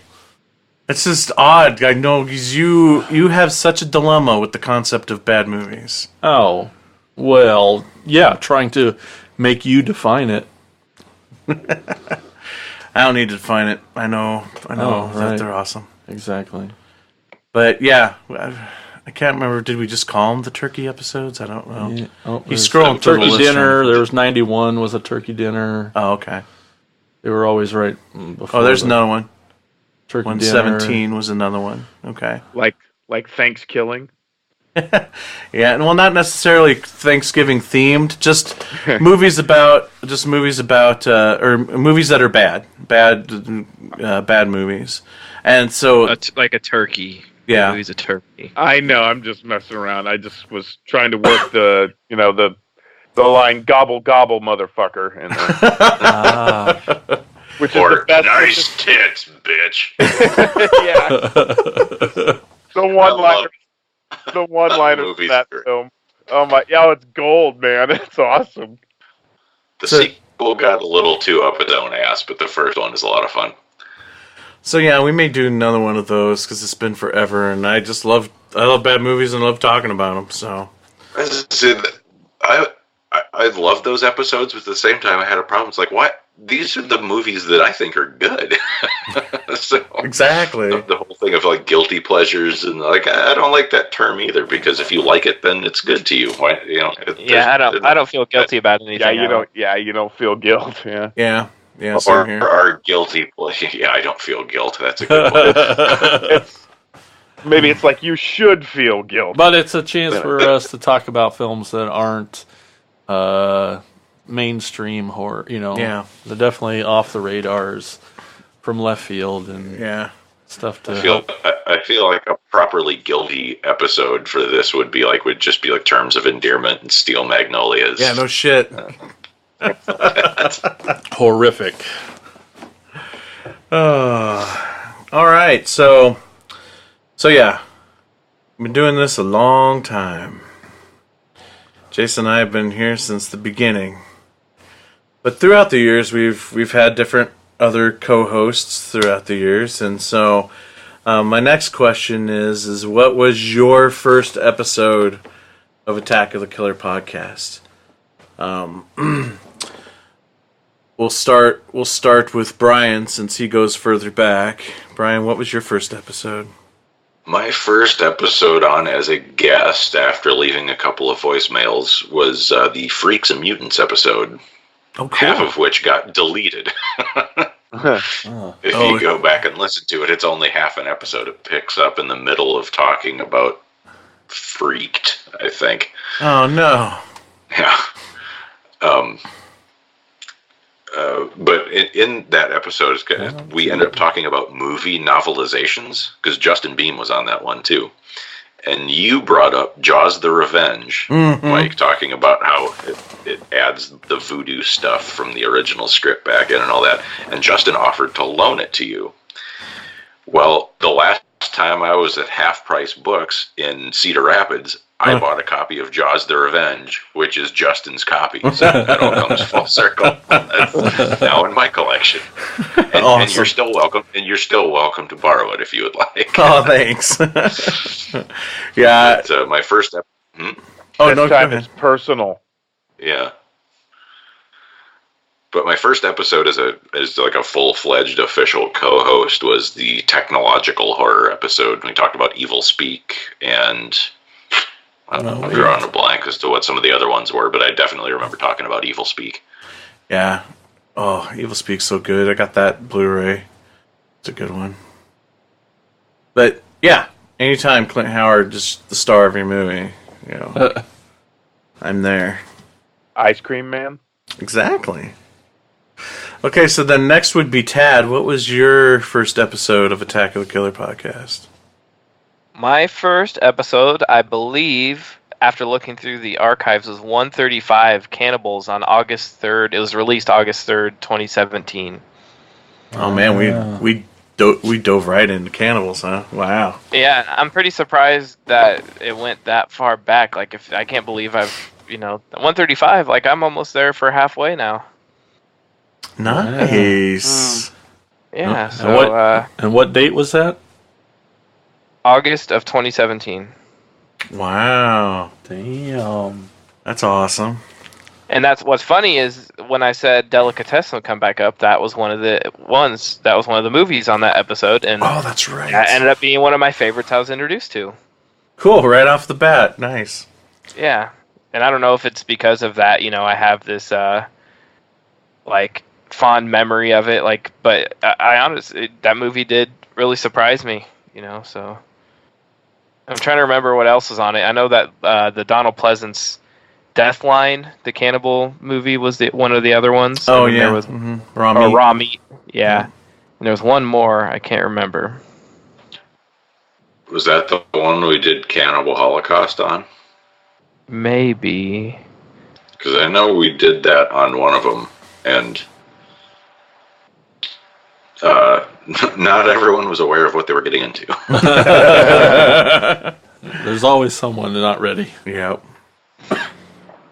All right, Andy, what was your first? My first episode as a guest is the one that I can remember. I don't know what number it was, and then I think I was part of the crew immediately following this one. But my first episode was actually a commentary, and Tad invited me along to watch the remake of Piranha. Yeah. So yeah. boobs, Ving fish, Rhames. yeah, boobs, fishes, ring rames. 164. Right out of the gate, we got a flair for your impersonations. Get your ass out the water. A strange episode because I don't believe Jason was on, correct? Nope, that's That's right. correct. I wasn't. One of the few. You were not on, and my friend Adam had joined, but he probably said like 4 words during the entire commentary. And I think they were like, "Hi, my name's Adam." So That's about right. I almost said more than he did. yeah. So, Jason, Yep, that's me. we've been there since the beginning. Did you have any notes for this question? The first episode we did, we called it favorites. Yep. Let's make it as generic as possible. And it showed because it was probably a 5-hour episode. It was long, yeah. I went first- back and listened to it. Did you? Uh-huh. Oh, that's painful. Yeah. Well, it's Well, still good. Sure. Yeah. Well, yeah, of course What's it was. also awesome is, like, as many things have changed throughout the years of the show, I didn't realize we've had the theme song since the beginning. Yep. I didn't realize we had The it all very the way back beginning. to episode 1. Oh. Do you remember the favorites? I wrote this down. Well, I'm sure I talked about Chainsaw. I'm sure you talked about Dawn of the Dead. Yep. Um, Flyboy was one of the original hosts, and he would have done Halloween. it was Halloween. Joe would have picked The Thing. Nope. Nope. High Tension. Nope. Definitely no. Oh. Evil Dead was Joe's. Yep. Justin's was The Thing. Ah. Yeah. and you spent a good chunk of the time picking on Joe, making fun of Kurt Russell. Right, because I had a thing with Kurt for a long time. Yeah. And Justin kept bringing up how he thought the episode was going to be about the Golden Girls. Right. So yeah, it's still a good episode, it's still fun. Now, have your tastes changed at all? Would you still say Texas Chainsaw is your favorite movie? Absolutely. Okay. Not just because of being stubborn, but no, it has. It stayed there. Well, I don't know. I kind of felt like there for a while the Thing was going to take over first place for you. Yeah, it's our top 5 is about 15 films that rotate. Yeah. Always, and, yeah, so the thing's been it probably plenty of times. The Exorcist gets there for me a lot too. It's a really close top 3, and Oh yeah. Mm-hmm. But it's hard not to. I just have to hear it or see any of it, and it's like boom, fucking favorite. Yeah. Same here. Dawn of the Dead has not changed and will probably never change. Oddly enough, though, and you could probably attest to this too, it's not the movie I would say I've watched the most. And I almost thought about that could have been a fun question, but I didn't think about that till like a day or two ago. How many times do you think you've watched it since then? What's that? How many times do you think you've watched it since then? I couldn't even honestly tell you the last time I did watch it. It's been a while. I can say at least once a year for me. I get in fear of movies that I really, really, really, really like. I'm burning out on them by watching them too much. Don't give me that look. I give you the Neon Maniacs face. Maybe we should do like a comfort food film episode. What's your comfort food horror film? But you don't worry about that with Neon Maniacs. I don't, and I was gonna say. So I would guarantee at this point in my life, I've probably watched Neon Maniacs more than Dawn of the Dead. I would believe that. But the thing is 9 times out of 10 when I'm watching Neon Maniacs, it's a bedtime movie. The movie but I'm do going you to bed really to. think Dawn of the Dead's your favorite then? If It don't really is my favorite. See, you can't do that. It's still my favorite. It's still my favorite because I don't watch it all the time. That doesn't make sense. Totally makes sense. It's like a song you really like, and you listen to it 1,000 times, and then you hate that song. Because it's so fucking good. No. You want to savor it, No. Repetition. No. Repetition ruins things for me. Not true. You're going to put on Neon Maniacs tonight. You've done a podcast 200 times. But it's not the same episode every single time. What are you so afraid of? If you think it's so good, why are you afraid to watch it? Now you're just... You afraid it's going to slip? Let's take another call. Let's hear from another alumni here on the Prescribed Films Podcast Network. Scott from the Movie Defenders has this to say. Hey, everybody, it's Scott with the Movie Defender podcast from the Prescribed Films Podcast Network, wishing the Attack of the Killer podcast happy 200th episode in nearly a decade of doing this. That's crazy. Earlier this year, we made a kind of a tough decision to leave our old podcast network and head over here to Prescribed Films, but we are wildly glad that we did. We feel like our show fits in quite well with the network, and I feel like we found a home, and that's due in large part to everybody at the Attack of the Killer show. I was pleased to be part of a show not too long ago, although they did make me watch Stay Alive, which I'll forgive them for someday. And you guys were over on our show to review It Chapter 2. Our show tends to do more, popular releases, I guess, movies that a lot of people, I guess, get to. And obviously in the horror genre, there was nothing bigger in 2019 than It Chapter 2. It was an awesome show. It's one of our most downloaded shows of the year. I think it's in the top 3. It's not even close. And thanks everybody for helping do that. It was fantastic, even though Tad wasn't on the show to rip the movie to shreds. That's fine. We didn't miss him. No, guys, thanks so much for not only welcoming the Movie Defenders into the network, but being part of our show, letting me be a part of your show. Happy 200th. And here's to 200 more. Hopefully, we're with the network for quite some time, and hopefully things don't go anywhere now that we've finally found our home. So thanks, guys. Thanks for making us part of your family. Thanks for coming in and being part of our show. Congrats on an amazing achievement. We just crested 50, so if we stick with it and keep our nose down to the grindstone, maybe we'll get to 200 someday. So thanks, guys. Congrats, and have a great show. Thank you, Scott. That's awesome. We love your show, and it was awesome being on your show to discuss it. Can't wait to do another one. It was fun. Yeah. Thanks, Scott. Knock, knock. Okay, so now at this point, when I was putting together this episode, I started having a hard time coming up with questions. No. Much like, at times, I have a hard time coming up with topics for the show. So I figure I'll kill two birds with one stone. I'll do a really bad question, and also, figure out the next several episodes of the show by asking you guys, what topics do you want us to do on Attack of the Killer Podcast? What would you like to hear? Jason, do you have something?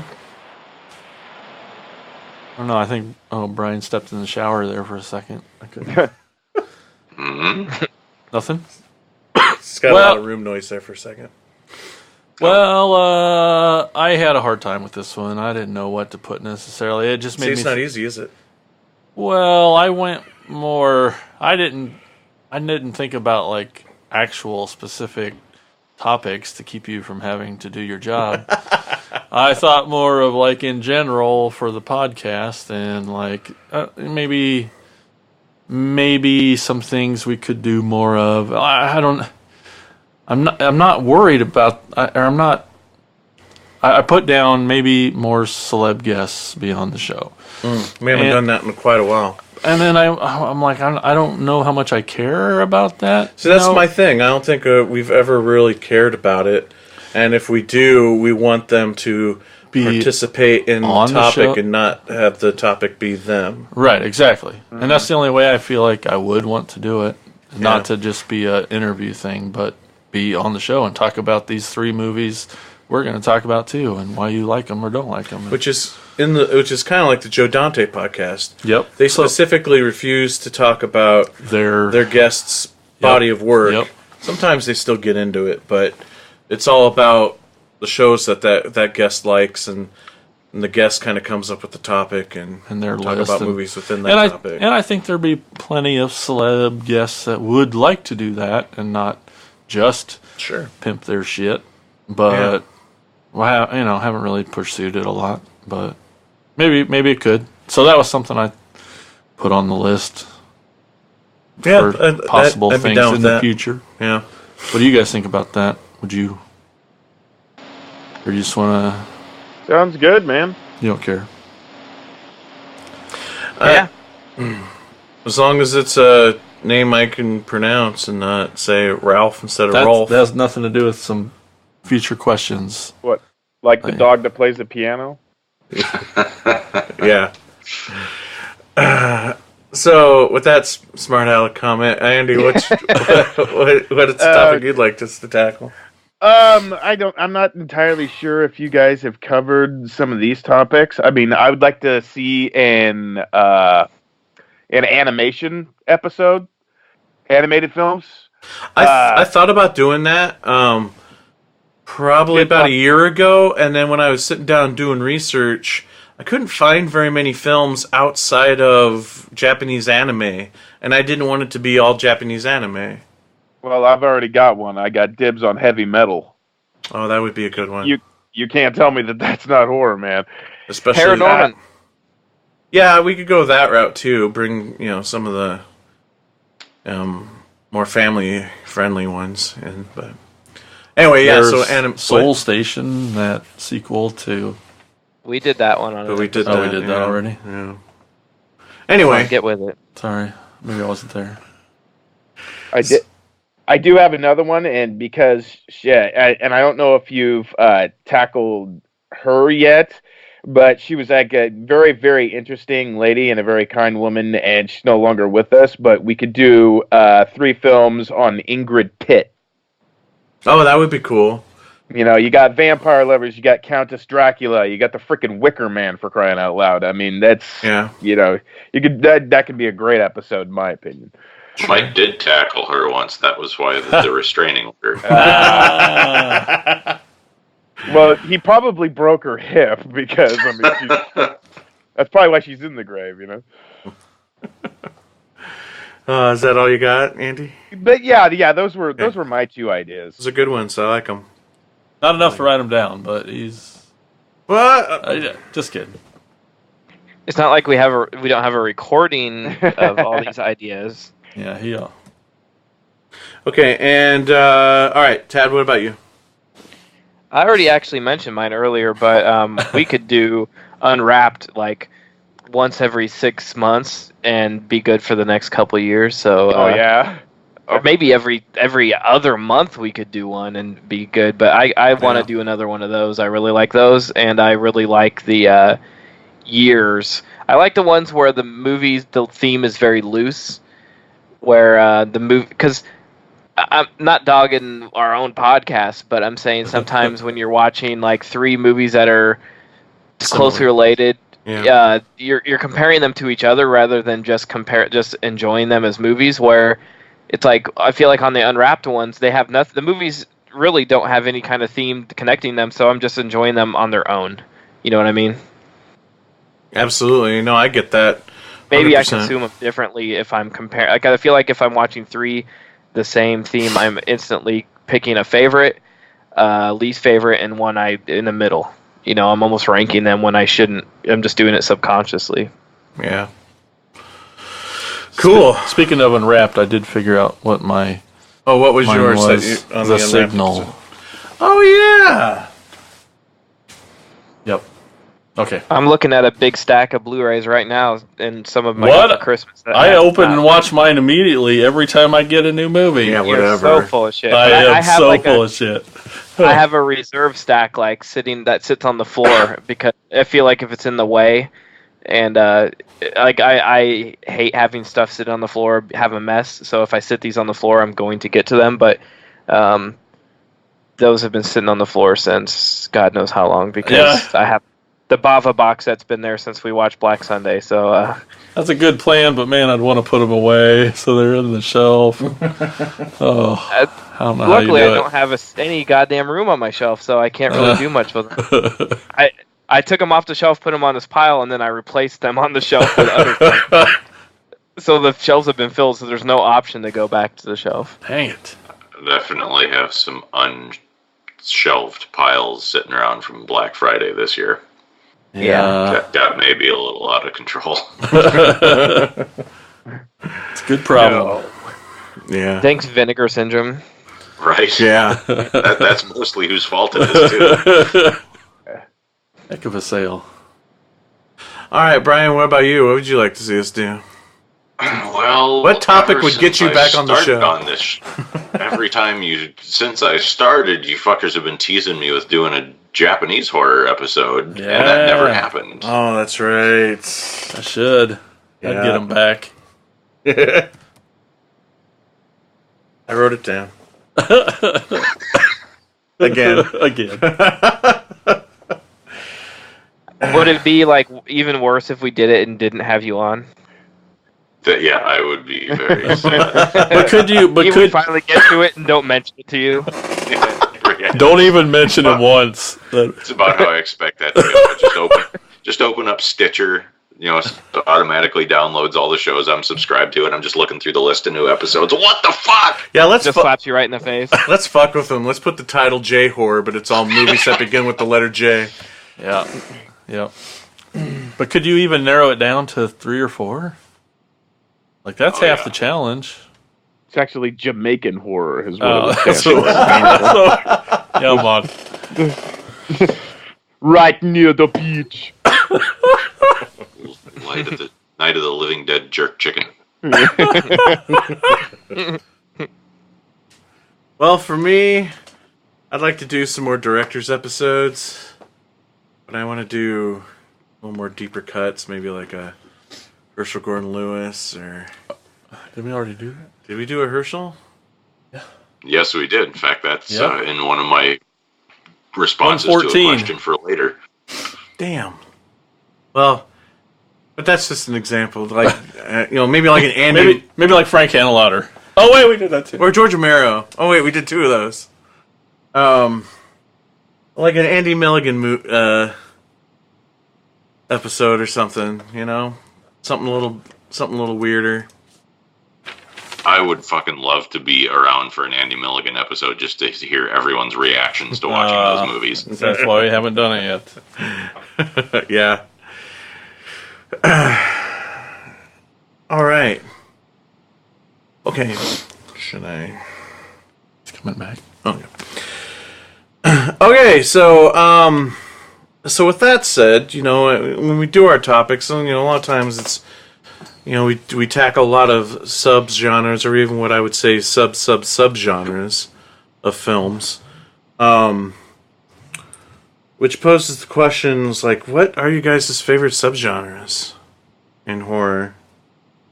It's too hard. It's too hard, huh?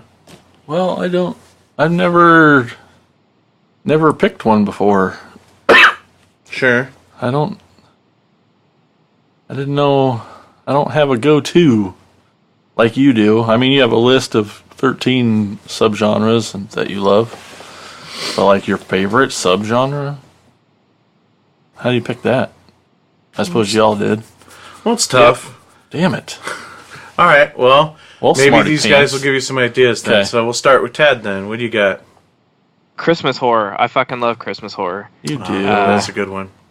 Oh man, like it to me. I don't know if it's because of the big major contrast between like bright lights, cheer, and blood and guts, or I think it also has to do with like I have a hard time when Halloween is over accepting that. Like everybody, as a horror fan, you just love Halloween because everybody's celebrating the things you love that you celebrate all year, but it's like ramped up, it's hyper, it's like awesome, everything, everybody's sort of in the mood. And when November 1st comes, it's sad. So it's like, how do I continue this? And lately, last couple of years, I've been really good at just getting over it and just sort of saying, every day is Halloween if you say it is. If you just enjoy horror and you do a horror podcast and you watch horror movies all the time, it doesn't matter that, Halloween's over. But Christmas horror sort of helps with that for me because it's like,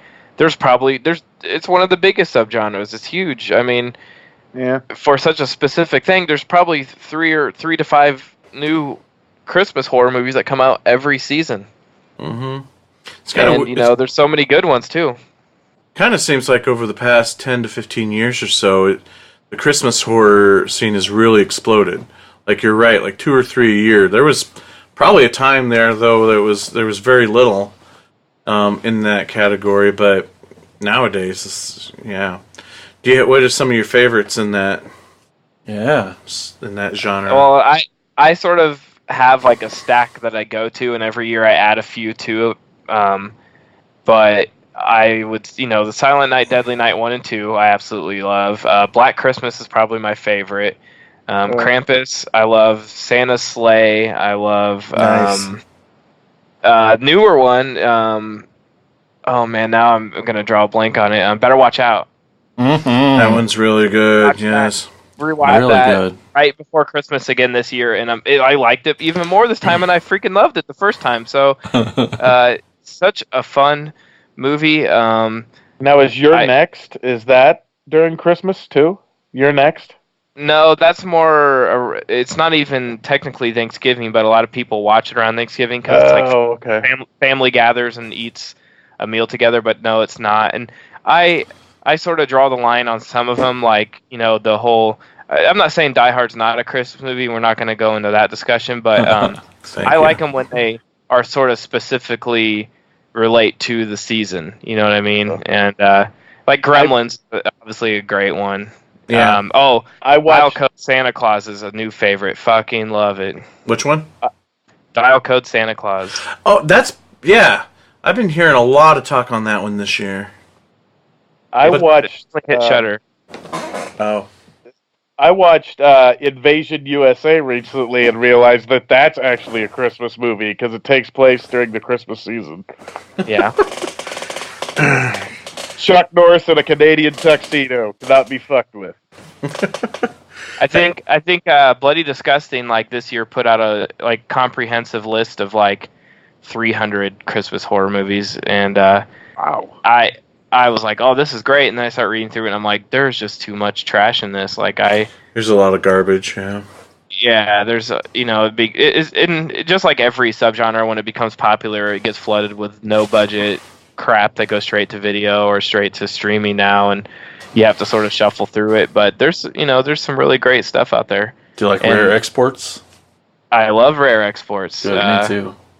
Yeah, I saw that one probably the year it came out. I have it on DVD, and I wish I had the Blu-ray because it's such a gorgeous movie and so weird.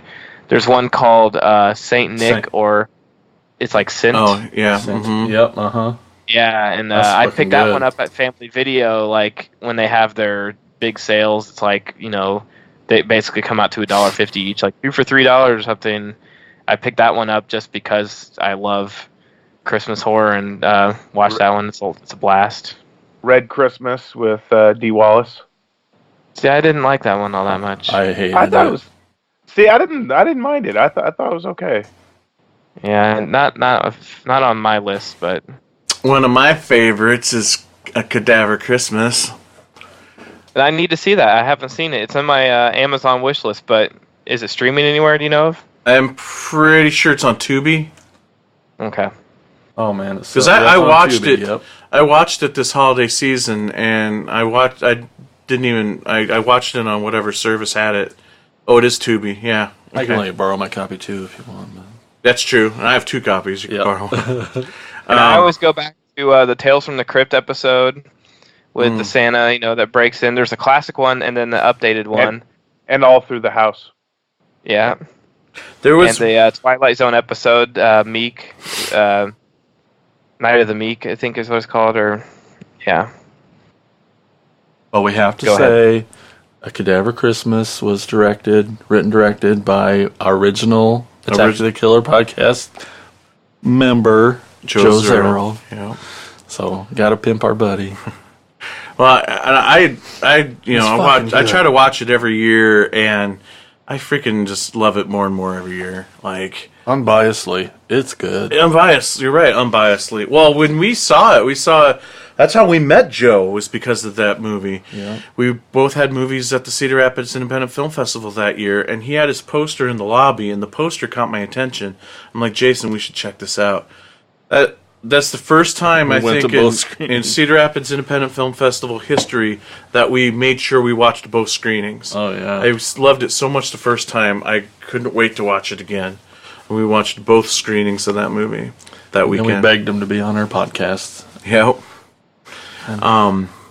But there was one that was submitted to Halloween Palooza a couple years ago, Tad. I don't know if you've seen it or not. Good Tidings.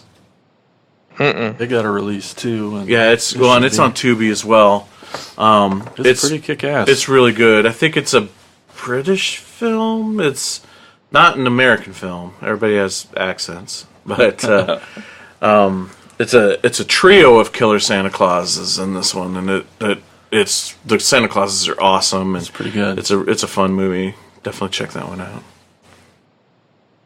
Excellent. All right, so Tad, what's your favorite subgenre? Just said Ted. Or I mean, Andy. Oh man. Well, I'd probably have to say it's like I want to say I really want to say camping, but that's like really, really broad because, between Sleepaway and Friday and The Burning, but I really, really enjoy the mall movies. Dawn, Chopping Mall, Night of the Comet. I dig those. Oh man, I love Night of the Comet. So good. That's one that needs to be on Unwrapped for me because I have yet to see it. Oh yes. See? That's what I'm saying. Excuse to Never- watch it never- again. Never seen Night of the Comet, Ted? Nope. Oh, Wow. It's just one of those ones I never got to it. Yeah. Yeah. I think you'd enjoy it. It's a good movie. So good. So I'm good. sure I would. I You're mean, thinking. sorry. Go Go ahead. ahead. No, you go ahead. There's not really. I mean, it's just there's so much and I think it's more of like it's obviously more of like an 80s thing because I don't think a lot of horror mall movies were made in the 90s, at least none that I can think of at this point. But it's more of like a 70s 80s thing and it's more I think it's more of a nostalgic vibe for me because I love seeing the old arcades and the old, music stores and stuff like that, and just seeing all the old product that I wish I could go back and own and stuff like that. I mean, it's just I think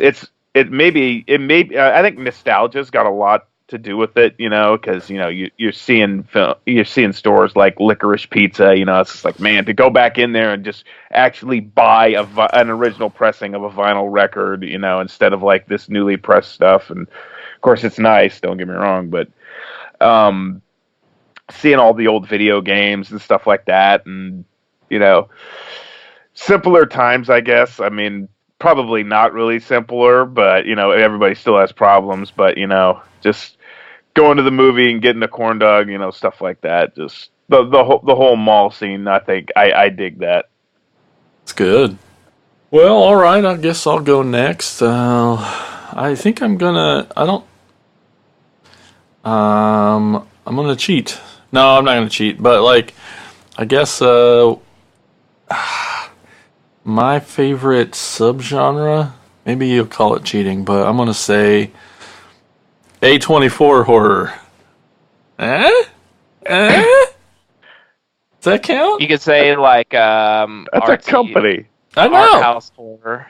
Okay, yeah, that's fair. But listen, I'll list off some titles, and I fucking love every one. Here we go. Hole in the Ground, Killing of a Sacred Deer, The Witch, Black Coat's Daughter, Green Room, The Monster, Slice. I know Ted didn't like it, but I liked it.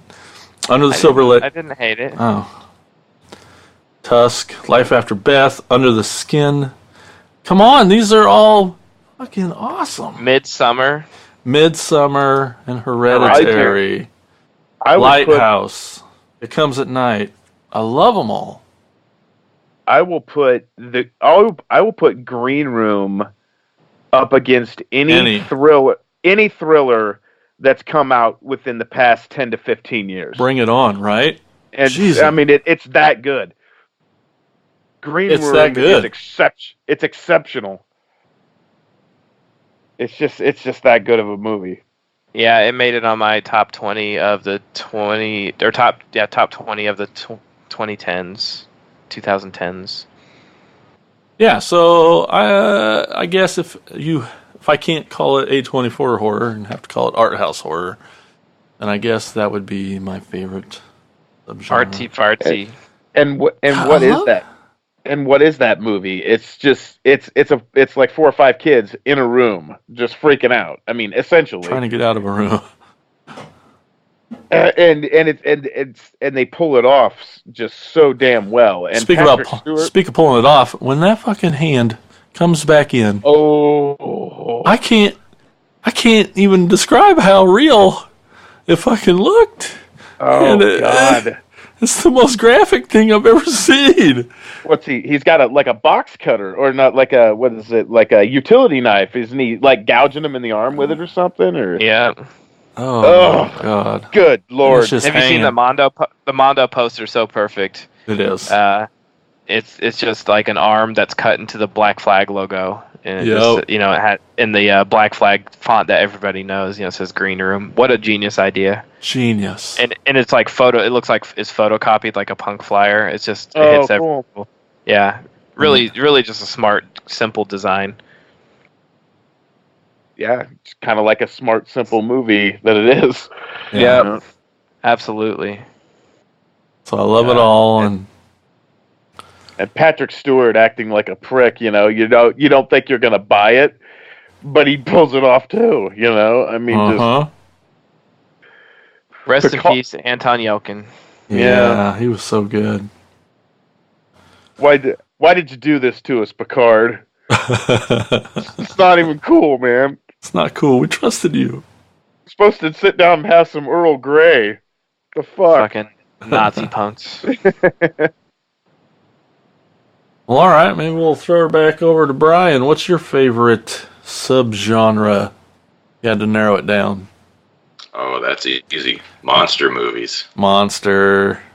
Anything with a monster in it, I will sit down and watch. And I will forgive a lot of shit for a cool monster, too. I've sat through a lot of garbage movies just because I love the monster. Like Jeepers Creepers 3. Yeah, but I'm never going to go back to it. But for movies like Scared to Death and Sinjanor, I'll go back. Like, I own those, and I'll go back and watch them again. And I've seen them more than once already. And they're not very good, but they got great monsters. I mean, it's the same monster, but Now, can the monster actually be like, you know, indigenous to like, well, you know, this planet? I mean, is of it, course, like Crawl. I mean, that's yeah. That I mean, I guess animal attack movies could maybe be considered like a sub genre of monsters, maybe. But yeah, I would. yeah, because I've got like the legend of Boggy Creek, you know, coming in the mail, and I've yet to see that, and I want to. Oh, you are in for a fucking treat, my man. That is a great movie. Yeah, I love Legend of Boggy Creek. Yeah, I've been gunning for that, so I was just like, I want to sit down and see that really soon. And it's too bad you didn't get to see it while Shudder still had the rights to it. Yeah, Joe Because Bob. that was one of the first first marathon. Or the first marathon when Joe Bob came back. And Shudder has since lost the rights to it. I learned a lot. Because they're owned, I think the rights are still owned by Charles B. Pierce's widow, and there's a new 4K restoration coming out that's going to be doing some theatrical touring. Oh my! In fact, they're going to be showing it at the Vandergrift Drive-In, or the what's the name of the? It's in Vandergrift, Pennsylvania, but there's a drive-in out there that some friends of mine go to every year. They do a thing called April Ghouls Day, where they show like it's a Friday and Saturday night. So each night they show 4 monster movies, and one of the nights they're showing the 4K restoration of how that's going to look on a drive-in screen. I don't know if that's going to matter so much if it's 4K or not. But man, seeing Legend of Boggy Creek at the drive-in, that's like its natural habitat, much like the swamps of Folk, Arkansas, are the natural habitat of the Boggy Creek creature. Have you seen Have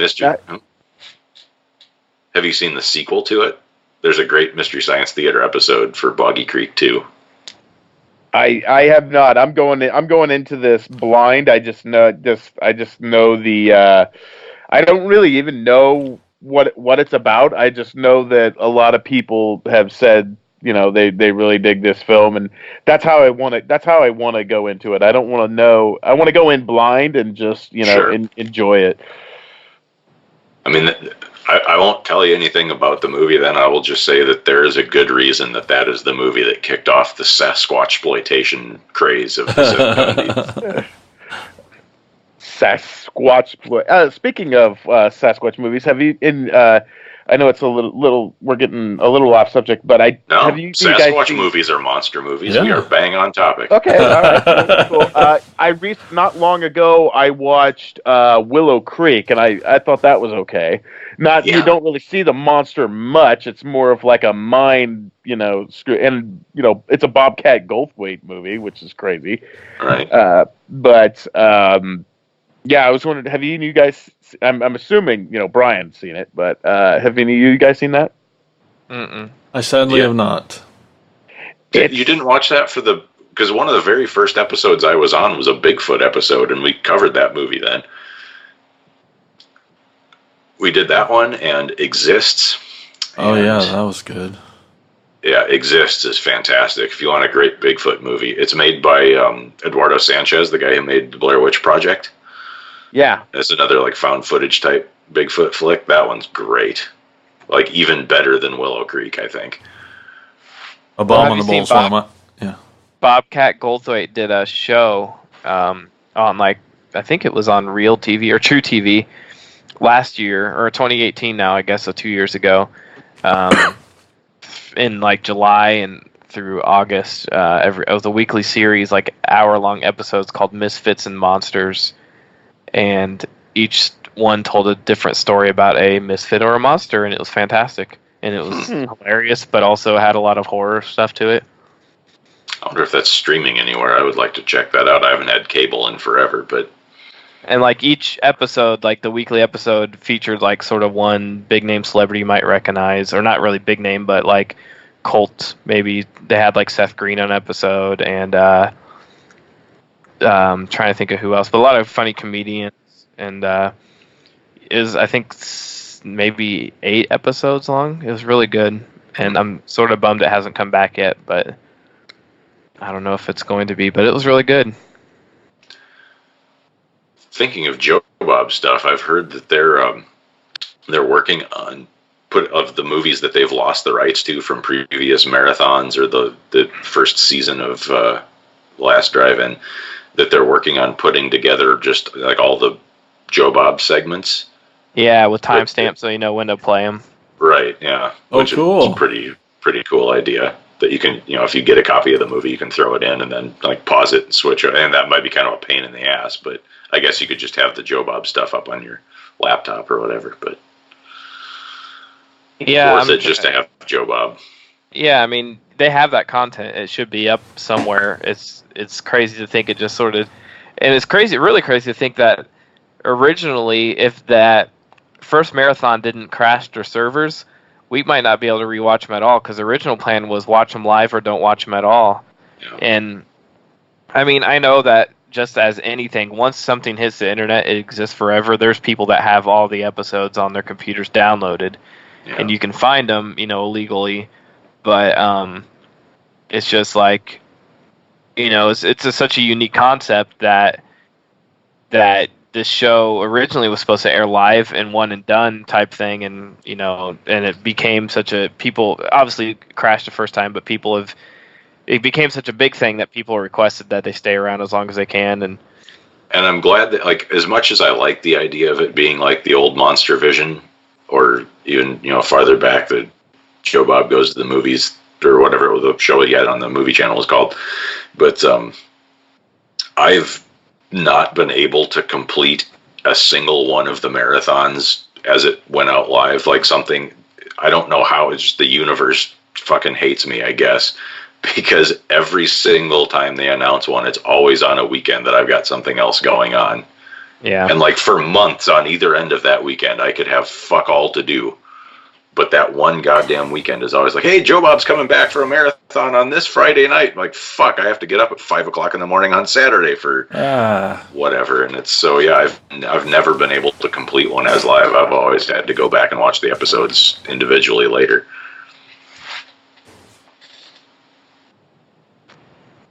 Well, Mike, what about you? What's your favorite subgenre? Well, it was tough to narrow it down, and I tried to be a little more specific, because my first thought is like, well, comedy horror obviously is my favorite subgenre. Obviously. But is that not narrow enough? Maybe not. I could say 80s slashers, but I don't know if that's narrow enough. So I did come up with that I'm a really big fan of like carnival themed horror, or like haunted. I also kind of throw haunted attractions into that subgenre, or dirty New York landscape horror. Also really love those as well. Stuff like Basket Case, or the New York Ripper, or any of Larry Cohen's movies, any of Frank Henenlotter's movies for that matter. Yeah. Abel Ferreira. Abel Ferreira movies. Well, not all of them. Driller Killer. No thanks. Miss 45, though, yes. Yeah. Oh, God, yes. Absolutely. Or Chud. Chud's a nice, gritty New York movie. So, and Of Unknown Origin. I love that movie so much. Street Trash, New York. Yep, Street Trash should be New York. Yep.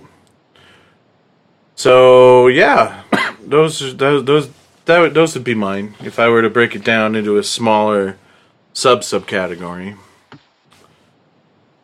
Cool. So that leads me into like kind of one final thought that I had, kind of final question to discuss with you guys for this 200th episode, to really kind of look back at what we've done. Actually, before we get into that, maybe we should take another phone call. See what our pal Larry Watanabe from My Bleeding Ears has to say about Attack of the Killer podcast. Hey everyone, this is Larry from My Bleeding Ears podcast, part of the Prescribed Films Podcast Network, and I'm just here today to say congratulations guys on 200 episodes. I've been on a few of them myself and I would love to come back again as always. So, I just wanted to say thank you guys very much for entertaining all of your fans, and I hope you have another 200 episodes for us, and I just can't wait. Alright guys, keep it up. Awesome! Heck yeah, Larry, come back anytime. Get your butt over here. Yes. Good old Larry. That's right. Especially for some more collecting episodes. Yeah. Yeah. So I know he's redoing his whole room. And when we do it, he'll have to be on video Skype again. 'Cause yes. I liked looking at his room. And if he's redoing it, then hell yeah. Okay, so looking back at the show, favorite moments from Attack of the Killer podcast. What would you say is your favorite moment that has happened on this show? Jason. Well, like all my other answers, I'm going to pluralize the answer. I can't narrow it down. I got 199, now 200 favorite episodes. They're all my favorite. Thank you very much. But some of the bigger ones I remember, episode 11, going way back. Oh, man. We did a retrospective on the Halloween franchise. Oh, that one. And we did it in 2 parts. And on the second part, we started off our talking about Halloween 6, and we had the director Daniel Farrens on the frickin' show. That was like a twofer of like Bizarro episode. Because we recorded it in a Denny's. Yes. It's fucked up. It's so crazy. It's like my favorite for the fact that we recorded it in a Denny's. And all you hear is just just clanging spoons on plates and water glasses getting filled left and right. In the background. It wasn't that, I don't know. I think it was adorable. The background noise. I didn't find it charming. Yeah, it was charming. It wasn't too distracting. No. But it was pretty cool. No more distracting my squeaky chair on every episode Every since then. fucking episode. So when we talk about looking forward, that's on my list, getting you a new chair. And then speaking of, you knew I was going to bring it up, but episode 21, we talked about comedy horror. Yeah. And one of my favorite comedy horror films is a little independent film. Called There's Nothing Out There. Such a brilliant film. Brilliant. Yep. And on this episode 21, we had a special guest, the director of that film, Rolf Knifsky. Who? Rolf Knifsky. That's how you say it? And I thought Mike knew, and he didn't. I did know. I know. I was saying it. It just came out. It just sounded different. like Ralph for 2 hours. And it's just fun to pick on Mike. But it was a really good episode. Now, hold on. What? I've mispronounced names all the time. All 200 episodes. Why did this stand out for you? Because I think he called you out on it. In the middle of the episode. Which He is called me out on it. So hilarious. Anyway, you guys got to listen to, and it's a good episode 21. And then I couldn't list them all. I could, but I didn't want to. But I really, I've been loving the live episodes a lot. It's been fun. Mm-hmm. And you might think, obviously, I would, because I like to be on a stage. As a musician, I like being up there. Look at Me, all that. It's fun. But there's, and there's some good ones and there's some bad ones. But excuse me. But there's energy. All of us being in the same room together that just you don't get this way, and I love it, and yeah, and my favorite being probably the Midwest Monster Fest one, because it was a room full of people, trapped or not. There were a lot of people listening. It was a heck of a lot of fun. Those were some of my favorite moments on the show. And I'm glad we're all together live for this one. I know, isn't it? It's a perfect way to end it in 200. Yeah. Yeah.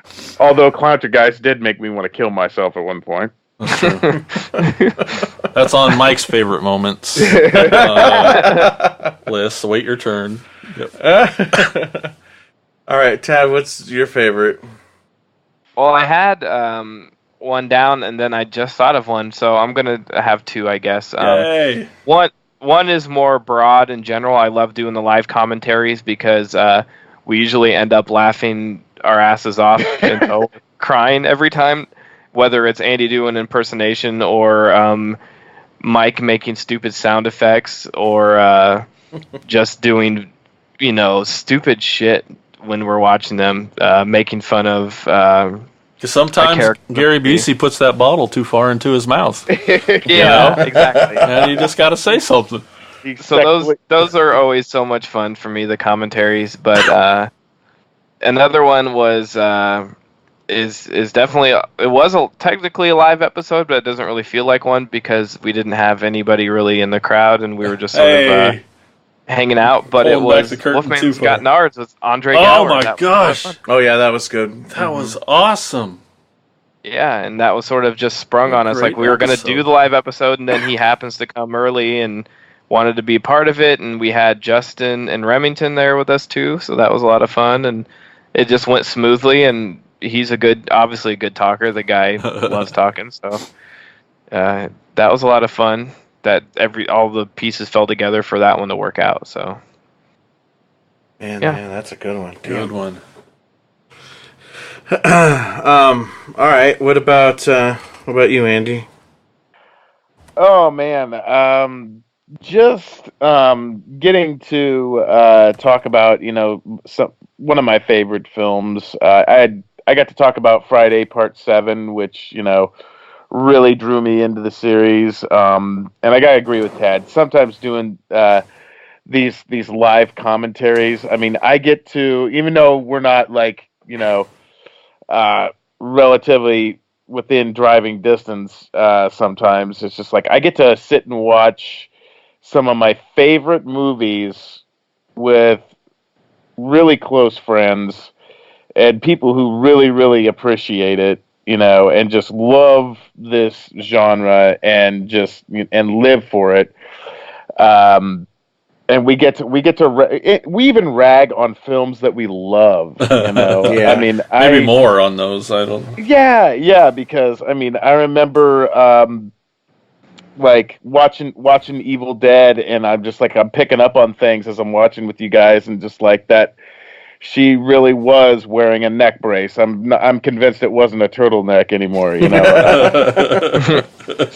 So and just watching Chopping Mall. I mean, this is like I had a chance to watch Return of the Living Dead on the big screen at a film festival one time, and it had a very Rocky Horror vibe there. Normally I'd be like, if I was like watching any other movie, but since I've seen this movie so many times, it was like I was in a room with like, probably 150 buddies just watching this freaking awesome movie that I totally love. And it's just like, that's one of the things I really like doing with you guys is just like doing the commentaries is a blast. And, here's an interesting little tidbit that kind of ties in with Return of the Living Dead. I got the complete history book of Return of the Living Dead for Christmas, And yeah, dude, I've been reading the shit out of it. It's like all the behind the scenes stuff. It's even more comprehensive than the documentary. You know what? Right before they're ready to burn the rabid weasels, in the incinerator, and the bags are moving. Yeah, I know where this is going. Do you know what's in there? I do. You can tell it though. Oh, it's 20 cymbal crashing monkeys that are running off of batteries, but the cymbals have been removed, and it's making the bag. It's making the bag.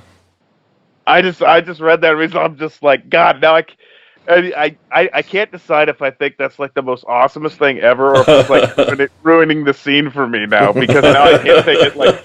I'm not supposed to take it serious like in the first place, but now I really can't take it serious at all. Just imagining these little monkeys in there just, crashing, no cymbals, just ramming their hands together. I just think it's hilarious. But all in all, yeah, I love doing the commentaries, and I love talking about I know this is like it's I don't really have a favorite moment. I just have my moments, are favorited because I get to do this. I get to do this with you guys. I get to discover films, and I get to shit on films. I mean, it's like my least favorite moment. You already know, but yeah, that's my answer. If you can, pick one out of that shit. Awesome, Brian. What about you? Oh man, I think the first time everyone realized what they were getting into having me on the show, and I put on the Dr. Science lab coat and bored you all into silence with facts about prehistoric bears when we were talking about grizzly on the bear episode. That was pretty fun. Love it. And I guess both of them have to do with silence. The other one was when we did the H.G. Lewis tribute episode, and John and Mike and I literally bored Terry to sleep. That's right. She did fall asleep on that one. She totally fell asleep on Mike while we were fanboying all over H.G. Lewis. Oh, I'm going to go back and listen to that one. That's awesome. And to be expected. Yeah, nerds. Well, for me, my favorite moments, some of my favorite moments are also those like moments when we can all get together. The Wolfman's Got Nard one is probably the best of all the live things that we've done. I also want to go way back in of a time that we all got together, and it was a whole room of us. Yeah. Evil Dead. When we went and saw the Evil Dead remake, because first of all, it was fun just because it was a group of us went to go see this movie, and then for fun afterwards, we went and got a hotel room, and we all just hung out and recorded an episode with our immediate thoughts following the movie. Yep. And there had to have been like 5 or 6 of us. At least. Yep. At least. Mm-hmm. Oh wait. I feel like. At least 7, if not more. Yep. I remember my daughter was with us, and we're recording an episode, and she's sleeping on the bed. There was you, me, Joe, Jill, Dustin, and Nalani. Was Flyboy there? Maybe. It's one of our most downloaded episodes, too. Is it really? So you know. Yep. Oh, wow. I didn't know that. Yeah, and it's probably one of the worst sound quality of all the episodes, but just because we have one mic and a hotel room full of people, but it was just so much fun. It was just a blast, just all hanging out, talking about this movie. This is probably the closest thing of recording an episode that matches the original concept of where this show was birthed, of sitting around at Taco John's talking about movies all 23. night. Oh, that's how old it is? Holy cow. Yeah, episode 23. Wow. And it was the new Evil Dead from 2013. Yeah. So that was fun. My favorite, maybe specific individual moment, because it's something that is like gone down in history of the show, and has become a thing of legend. And that is the time Justin Beam went on a tirade about my love affair with my Jason Goes to Hell DVD. Yep. That was pretty amazing. Yeah, freaking hilarious, and it still gets brought up to this day by some people. People like Greg Mortis or Justin himself. And speaking of Justin, he left us a voicemail too, so let's hear what Justin has to say. Hey guys, this is Justin. Congratulations on 200 episodes.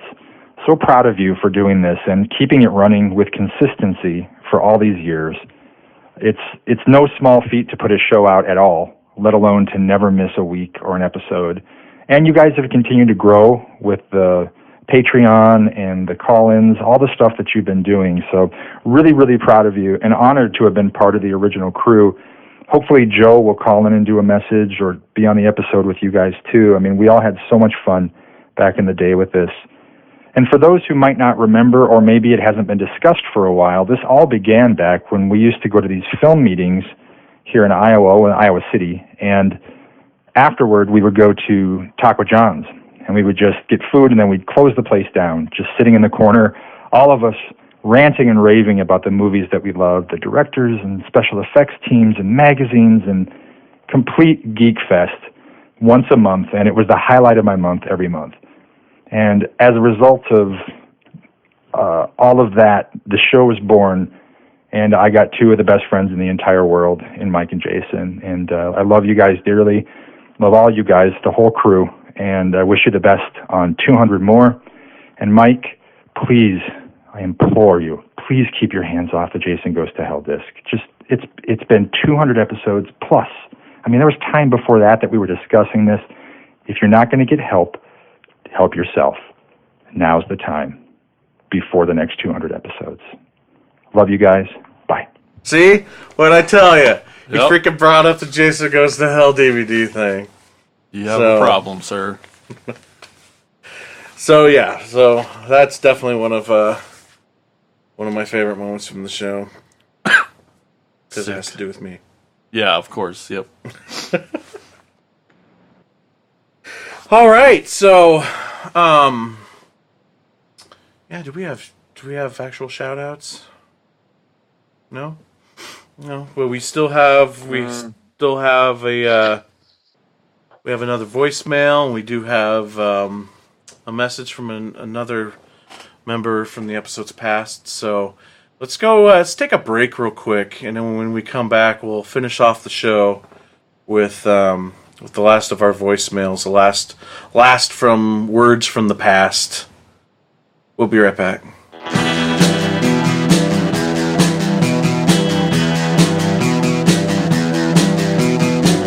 You're listening to the Prescribed Films Podcast Network, home to hundreds of hours of free podcast entertainment. The shows on this network all have a common goal: providing you with the best discussions about movies and other forms of entertainment media. The PFPN hopes to fill your earholes with audio joy. Visit our website with links to all the other amazing shows at www.thepfpn.com. Thanks for listening.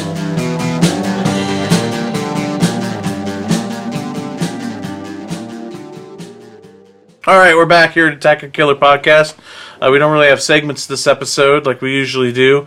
Don't really have shout-outs, or do we? We have another voicemail from another member from shows past. Terry Turford has this. Where Terry? Ow, ow, ow. Hello, this is Where Tear. Pause for Hal. 200. Holy shit. That's a lot. It's just insane to think about. My first episode was number 36. It was like Halloween season favorites or something like that. And it was just a total fluke that I was on. Dustin and Alani invited me because they were trying to get some extra guests on the episode. And I said, sure, why not? And I did a few episodes after that, and I just kind of stuck. And I was on for, gosh, at least 100 episodes, I would think. It was a lot. Years and years of good and not so good movies. Still have nightmares about Don't Look in the Basement. Mike, thank you very much. Please don't watch that movie if you're listening to this, please. Oh, geez. So many great memories. Just the show just made me fall in love with horror even more than I already was, which I hope it does for everyone else listening. One of my favorite memories was, I honestly can't remember which episode it was, but we came up with an idea for a Monster Squad sequel involving all of the 80s superpowers, you know, Freddy and Jason and Michael Myers. And I think you guys may have even discussed that maybe on the Wolfman's Got Nards episode. I'm not sure. But yeah, that was one heck of a fun episode. And I liked our little tirades that we got into like that. You know, all of the segments, my Wicked Words with Wear Tear, that one was fun. But, you know, reading a book for every couple of weeks became difficult. So that was not long-lived, but it was great while it lasted. And the Wicked Women, I did that. It changed constantly. But, you know, lots of fun. You guys are doing great. And here's to another 200 episodes. Aw, thanks, Terry. We miss you. And he didn't want to leave a voicemail, but he did write something up here. Jason got a message from one of the OG members of Attack of the Killer podcast, Joe Zerl. What's Joe have to say? Joe says, "Congrats, guys, for making it to 200 episodes. You're all fucking crazy. I miss talking movies with you guys. I hope everyone is doing well. Oh, and I just gotta say how utterly disappointed I was with M. Night's Glass. God damn, he just can't stop. That fucking guy. Oh, he didn't say that. He also says, that was the movie I was most looking forward to in 2019, and it sank like a turd for me, especially since I used to consider Unbreakable my favorite movie." He did. I remember those days. Mm-hmm. How far he's fallen. Used to, anyway. I'm sure you fuckers liked it. Ha ha ha. That's what he put. That's Joe Zerl. Eddie's exactly right. I could totally hear Joe's voice during all that. I know. He's a turd. Miss Joe. Yep, we miss you, Joe. You're welcome back anytime, man. Yep. He's busy. I'll wait. Oh. Maybe we'll wait after the episode. Oh, okay. So that wraps up the 200th episode. 200th episode. Almost called you Simon. Why? I don't know. It's you're not like my bedtime. You're like a son to me. It is your bedtime. It might be. My bedtime. Do you have any final thoughts? Being the one guy besides myself that's been with this the longest. Oh, that's I love it as much today as I did the first day, if not more. It's one of my favorite things in life, and kind of to what Andy said, I've met so many amazing people doing this show, and that are still my friends today, and will be forever. And the show's made the world smaller and made the horror community just feel so much stronger and better, and I love it.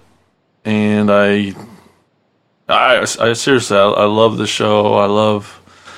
I know I work a lot at it, but it's easy. It's because I do love it so much, and I'm happy that everybody's here, and I look forward to it keep going. Absolutely, and just to piggyback on that a little bit, Like, yeah, we've made a lot of friends through this show, not just from people who have been members of the show or even guests of the show, but other podcasters that we've met along the way. I mean, we've built this network now with a bunch of people that I all now consider friends as well.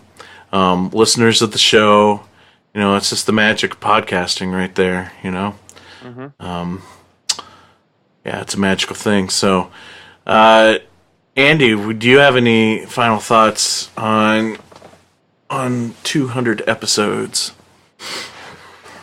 Oh, don't watch Clowntergeist. Yep. Yep. No, man. It's been really great. I'm extremely thankful for, you know, being invited on and having you guys, you know, value my opinion, having you guys disagree with me, having you guys agree with me, you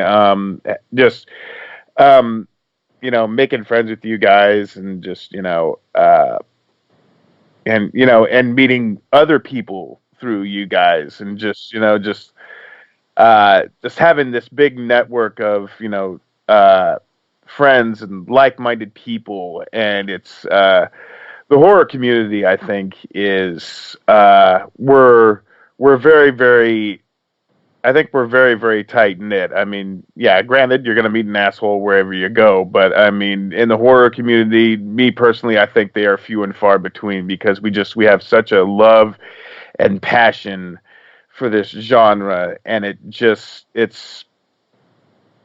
really wonderful, and I'm proud to be a part of it. So that's my final word. I have spoken. Awesome. You ever wonder what Andy would be doing if he wasn't on the show? Like, he just sitting there in Nebraska. Who would he be just yelling at? Lifting more weights. I'd probably be either lifting weights or getting more up. sleep. Yes, getting more sleep. Poor Danielle be like, oh, what movie? What? Sorry. She's always complaining about my nighttime movies. It's like I can put on a movie and like watch it for a little bit to help, you know, make me tired. It could be a movie that I like or a movie that sucks.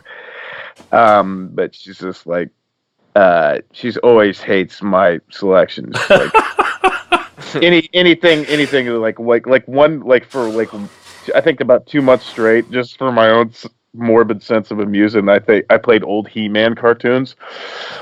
Yeah. So like every night before bed, it was like He-Man, you know. So it was yeah, she was. Tad, what are your final thoughts? I don't know. I'm probably going to sound like a broken record, but it's. I feel like I was adopted into a new family, and I've got like not only a close family, but an extended family that I've met not just through necessarily. I don't know. Like I feel, you know, I brought Andy in, and then, you know, that he became part of the extended family, and then I travel with you guys to Panic Fest and I meet all the Kansas City gang, and then, you know, we bring on special guests, and then, like you guys said, we had the podcast network, and those guys guest on here, and I listen to their shows, and feels like another extension of the family. And you know, I got to meet Terry and Brian through the podcast, and it's great to have them as friends. And it's like, you know, just through talking horror, it just keeps going on and on and on, and you meet so many nice people, and people, you know, there's people that I never have even been on the show, like John. It's like I've never been on the show with him, but we became Facebook friends, and we have so much in common, and it's like I feel like I've known him for years. And there's just I don't know, it's just crazy how far that can extend to different ways. You know, it's like, and even people that, you know, we've met at live shows or at conventions that listen to our podcast, and now, you know, I talk to them on social media quite often, back and forth, and it's just great to expand that family. And like everything Andy said about, you know, the horror family is crazy.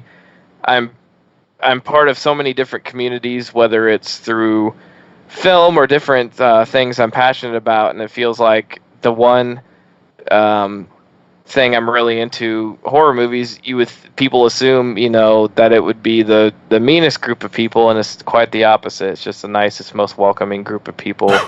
You can meet a person once, and they become, a friend forever. So it's just been great to make new friends, and I know I'm going to keep making many, many more new friends. And thanks for inviting me on one time, and thanks for not kicking me off. So.